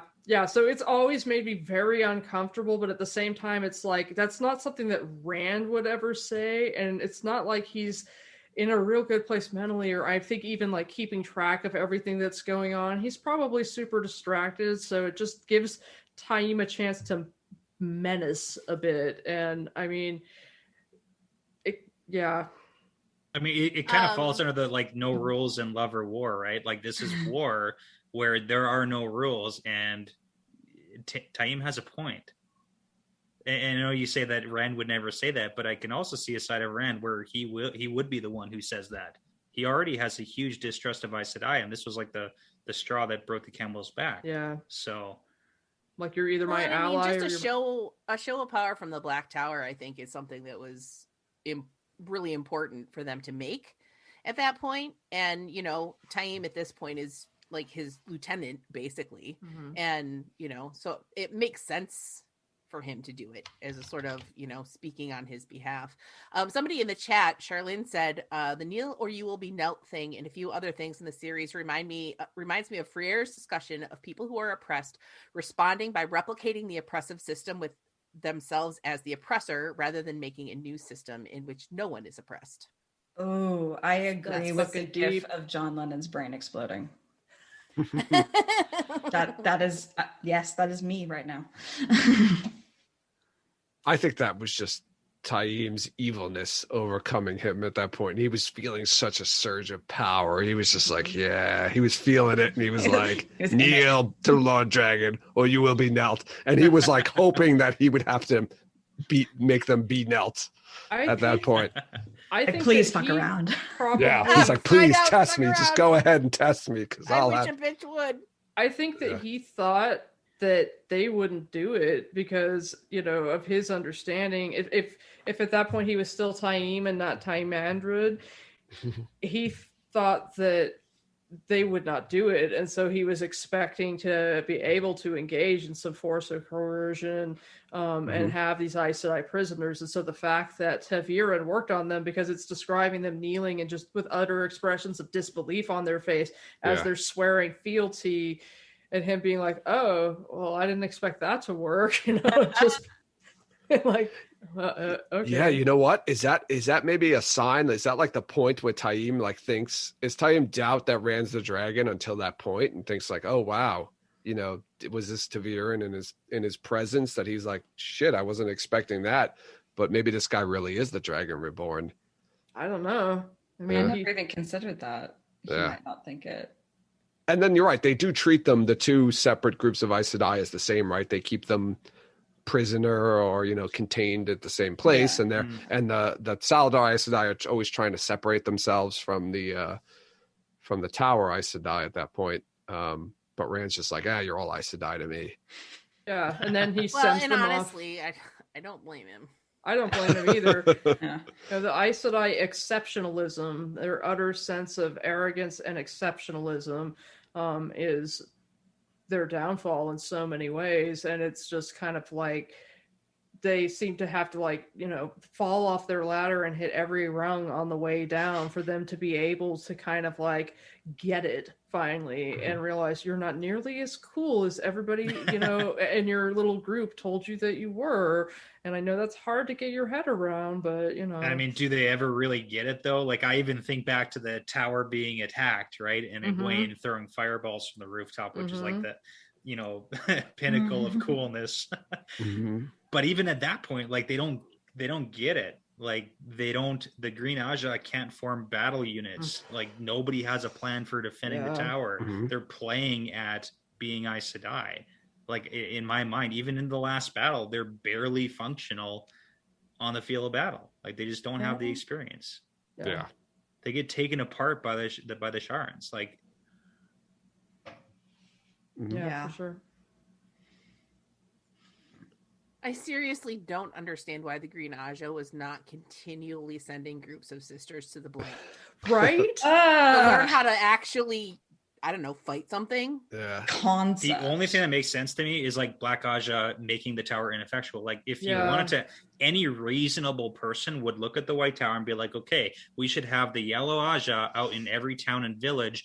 You like set up hospitals. What better way to recruit new Aes Sedai is setting up hospitals throughout all the cities and like towns and villages. Have the Green Aja. You get hired. It's kind of like joining the RCMP. It's like as soon as you join the RCMP in Canada, it's like you go north or you go to another town or a village or like whatever, and you serve 2 to 5 years as a cop in a small town because no one else is going to go there. So it's like Green Aja should literally go to the Borderlands for your 10-year stint fighting off Trollocs, and then you can come back to the tower. And it's like have these every Aja doing what you're supposed to do, and the only way to explain away why they suck so bad is it's got to be Black Aja influence because it's like Yeah. 30% of their numbers are bad guys. And I feel like a lot of the Green Aja, or at least a good portion of them, are Borderlanders too. It seems Yeah, like. Yeah. absolutely.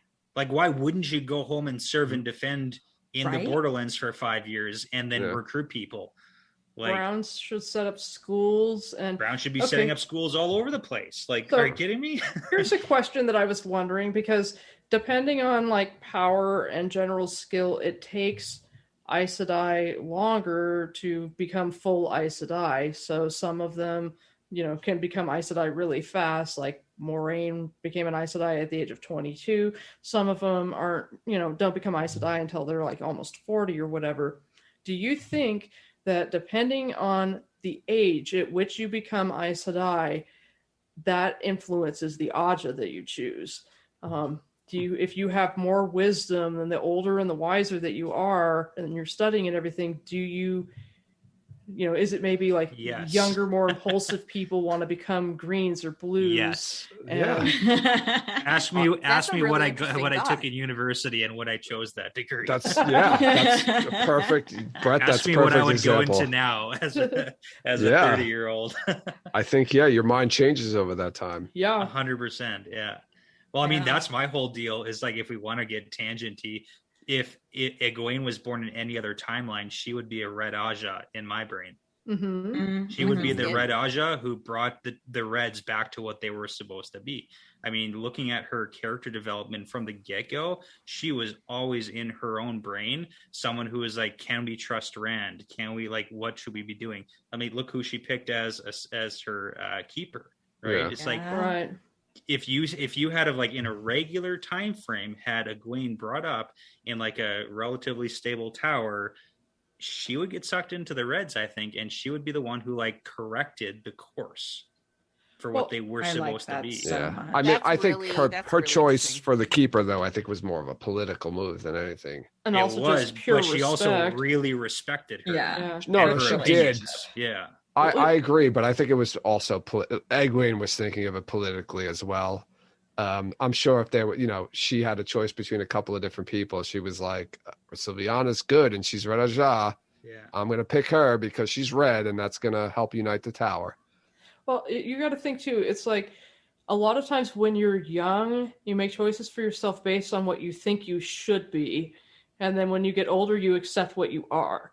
So it's like, I'm sure if I were a young person, I would be like, oh, I should be green because, I want to be cool and powerful in battle and everything. And now I'm, 43 and I'm like, I'm a white. I'm lazy. I want to be in the Aja that requires the least amount of effort. I want to sit Yeah. around and think about shit. And, I like reading. I want to spend my day in the library. I get it.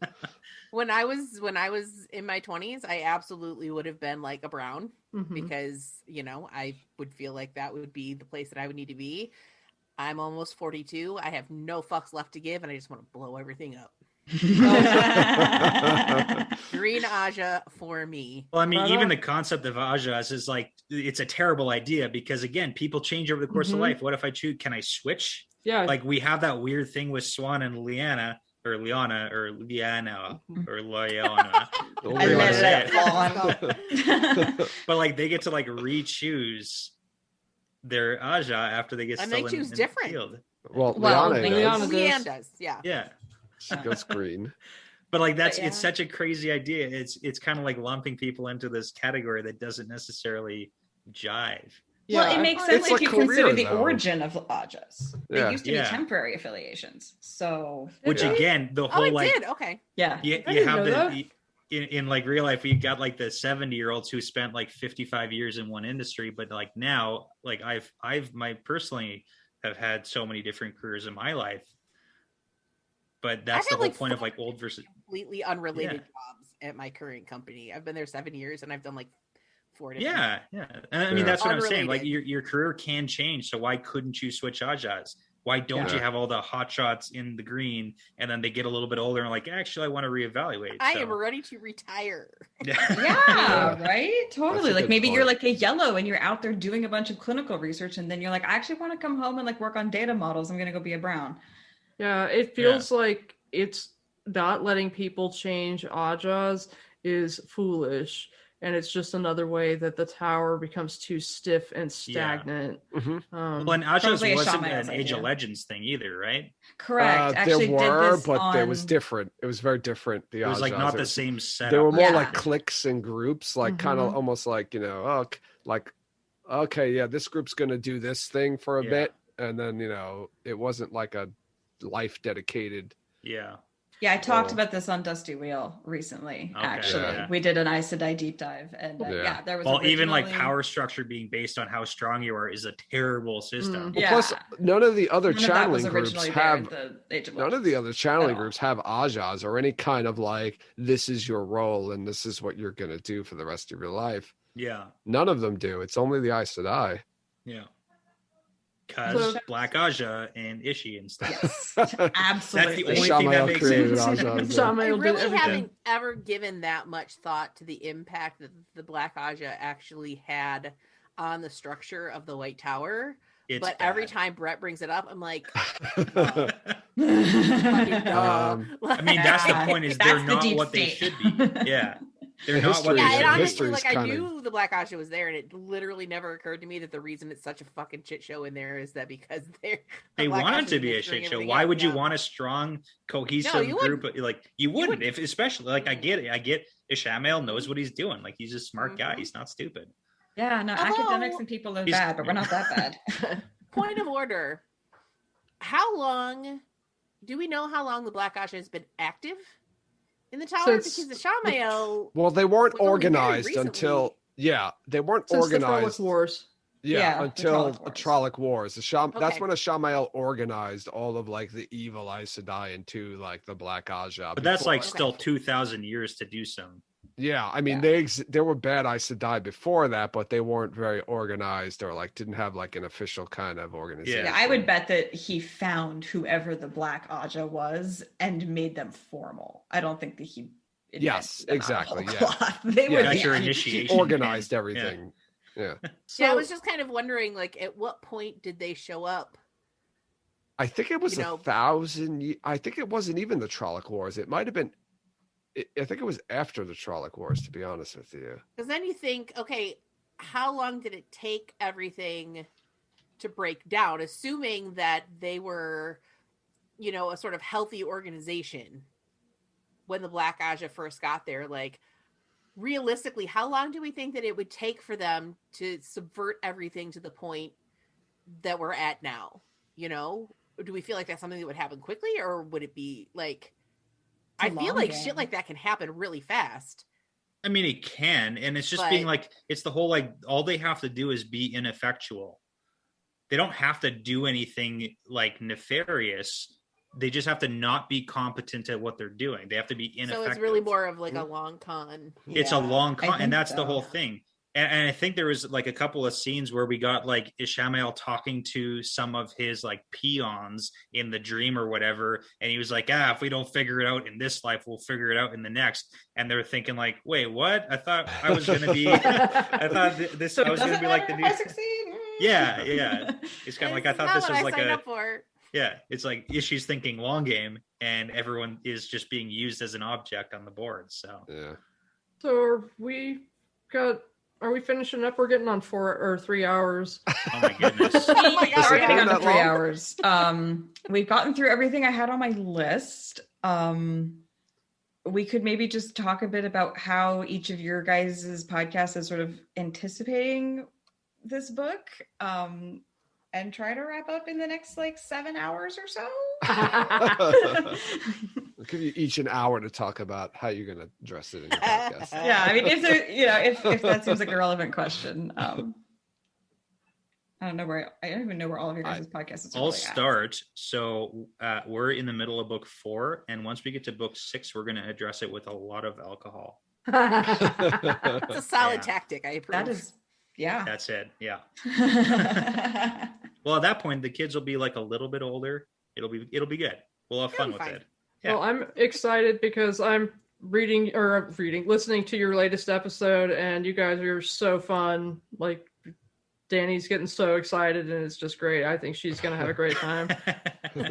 Yeah, we're really hitting the stride with Shadow Rising. Like, it's such a Uh-huh. good book too. So It is. Although the ending to Shadow Rising isn't one of the greatest endings, but it's a good book though all around. It's like a book that's kind of like it's up there and it just stays up there. It's not like it doesn't have like peaks and valleys so much. You get so much information in Shadow Rising. The world opens up so much. You get like the Aiel stuff, you get Rand's parents stuff. Like there's so much detail, and you just open up to an entire world of Wheel. It's got the best ending out of all is the Two Rivers. Perrin's ending, the Golden Eyes is probably the best part, and then I'd say the next best part is the Nynaeve. That's the Nynaeve Morgedian battle, right? That's so good. And the Rand one is like the last. So good. The Rand one is like, okay, that's like the very end one. It's just like, that's so not funny. As good as the other ones. It's like the Hugh comes with the dawn when he's like, I'm the card. And it's like just crickets in the background. Yeah, the other two endings are much better, but this book ends with a bang, but that's a corker. You know, it's one of the best endings. It's less of an information dump. It's more of just a action packed. You ever see sausage being made? It's like a Michael Bay movie. Yeah, at the end. It's gonna be a yikes for me, dog. I don't even know. I haven't even thought this far ahead into this, into this late in the series, because we're thinking of it from the book, from the show perspectives. But who the hell knows? I don't even know what season this is going to be. This could be season 4 for all I know. And how are they going to cram all this? It's season 3. I like. Who knows? I don't even want to think. I can't even think about it until season 1 comes out, to kind of give us a baseline of like where pacing, of the pacing, and probably not even season 1, because I think season 1's going to be mostly the Eye of the World with maybe a teeny bit of the Great Hunt. I think when you get into season 2, things are going to start changing. So I don't even want to try to make judgments as to what this book is going to look like in the show until I have at least 2 seasons of the show under my belt. So. Yeah, it's the book with like one of the greatest battles of like all time. Oh yeah, they're keeping so that, like they have to keep Dumai's Wells. Yes. Where do they put it is kind of going to be what you get to struggle with. Where in the narrative do they decide? And it's going to be so dark that no one's going to be able to see the fight even happen. It's going to be good. I hate it when they do that. I hate it so much. It's going to be raining. It's going to be pouring. I'm old. Right? I can't see. Why did you do this? It's going to be a lot of rain. Very dark. They're going to be sending out a thing for redheaded extras. Yeah. Die on camera. Frantically like turning off lights and shutting blinds. Like, I can't see the TV. Yeah. I think for me, with the show, I don't know. Because I don't know what it's going to be, I can't say. But I know when I get to the books, with this one, I feel like there's probably going to be a lot more stopping and like deep diving instead of just sort of like old lady crafts and making comments. Because I mean, a lot of shit happens that like requires discussion, So yeah, I assume there's going to be a lot of deep dives, and the videos will probably end up being a lot longer than the earlier ones. So that's what I'm thinking. Well, I'll probably do a good bit of exploration of Rand's mental health issues, probably a couple of different episodes looking at different sides of that. I'll do at least one exploring Forsaken Fuckery, because they do a whole bunch of a lot of that stuff going on there, so it's important to kind of break it down and see who's doing what and where. Definitely do an episode about Alana kind of destroying Rand's innocence, because that's heartbreaking. An episode about Egwene, rising to power, and probably an episode before that breaking down like Saladar's power structure and kind of prepping the board for Egwene coming in. And who knows, there's a lot of alliances. Like I've done a lot of episodes looking into just relationships with like 2 people, like Rand and Matt, or Rand and Moiraine, or I'm going to do an episode of Perrin and Moiraine, stuff like that. But alliances at this point, like there's, Nynaeve, Elaine, Lyanna and Swan, so it might be really interesting to explore that alliance. There's so much material here that I think that when I get to it, and then I'll have to spend more time really kind of breaking it down and thinking about it. And then with Dumais Wells, I'll probably wait to do that until I get into book 7, so I can look at some of the scenes where Rand's experiencing trauma, and plus, book 7 starts right after the battle, so I can kind of go back and forth. But there's tons of material. There's just more and more material as the books go on. So I'm excited. Yeah. Book 7 picks up like in the battle still, right? From another Basically, perspective, right? Yeah, it's it's so 20 minutes cool. later. Yeah. From a different POV. So that'll be a lot of fun to do. Yeah. So Yeah. We forgot too. Fucking books, y'all. Yeah, I mean, we totally forgot like the very beginning and the very end of the book with the Forsaken, right? With the Demon Dread travels to Shia Ghul in the beginning. Oh, yeah. And then Well, we at the also end, didn't when he talk goes back. Doesn't Land yeah, he shows up at the end. show up? Land shows up? Yeah. This is where Land comes back. Land finally makes it to Morel or whatever. Mhm. Yeah. Oh, yeah. Yeah, this is 3 hours though, so like we're out of time. We'll do like We're a out of time. tangents But at too, the end, did I do good, right? Demon Dread Oh, goes to yeah. the Great Lord. Yeah. Did I do Good, well or Great something Lord. like that? Yeah. Which just, I think Seth and I decided that means it has to be because he brought the Black Tower. He's like, why Taim like knew to show up, Mm-hmm. Yeah. and that must be like that's the only thing he could have done to like make the Great Lord happy with him. Yeah. Right. It's he spends I guess he kind of opens and closes the book, and it's like, what were you doing the whole time? Yeah. And then there's the scene Busy between in the shop. Samael and Grendel where Samael's like, where the hell is Demandred? And she's having this conversation about Shara and showing off her two people. And he's like, what's this bullshit she's dribbling about? And the whole time she's giving him the Big old clue. information. Yeah. Yeah. Yeah. Well, if you guys have anything else you want to say about the books per se, We do, but not tonight. Yeah, it's bedtime, so we probably shouldn't say Yeah, it. it's so late where you guys are. Yes, thank you guys all so much for showing up. This was really fun, long-winded. Thank you so much for having us. Yeah, thank you. That was fun. I had no idea what we were going to get into or how this was going to go. I'm still getting really used to running meetings or whatever. So you guys were all great sports. You were great.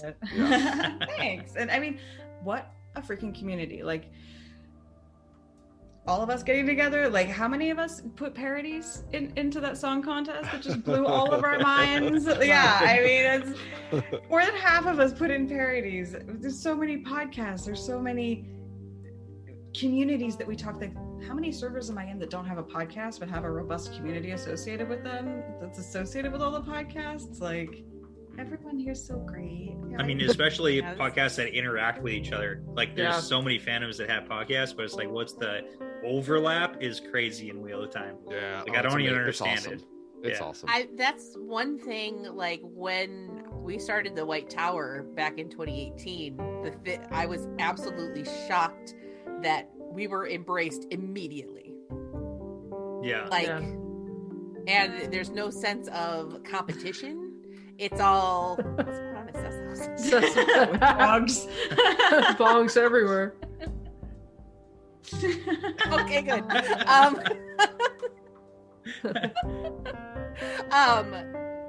There's such a sense of community. There's no sense of competition. Everybody is like promoting everybody else's shows and content, and it's such a great community to be a creator in. I feel like I'm competing with Joe and Seth's beard though, because I can't grow. Like, they are both really good beards. This is like literally months of like that's I can't. It's just I have genetic. a friend just like you, Brett, who's like, it's like, check out my beard, and it's like he's got a little bit of hair, and he's like, well, shaving sucks. Like, it's the worst. Oh yeah, that's why I envy you. You don't have to shave as often though, right? That's true, but it's also like not full or robust like yours. So. Yeah, that's a great thing. We only compete on the things that don't matter, and the like only beards. debates I've ever doesn't seen, matter to you, maybe. like, Aradia. The only Beards are debates I've ever important. seen in this community where people have actually like pulled knives and died on hills was over like pineapple on pizza. Thank you for listening to the Wheel of Time Spoilers podcast. Rate us in the Apple Podcast app or support us on Patreon. Is that good enough?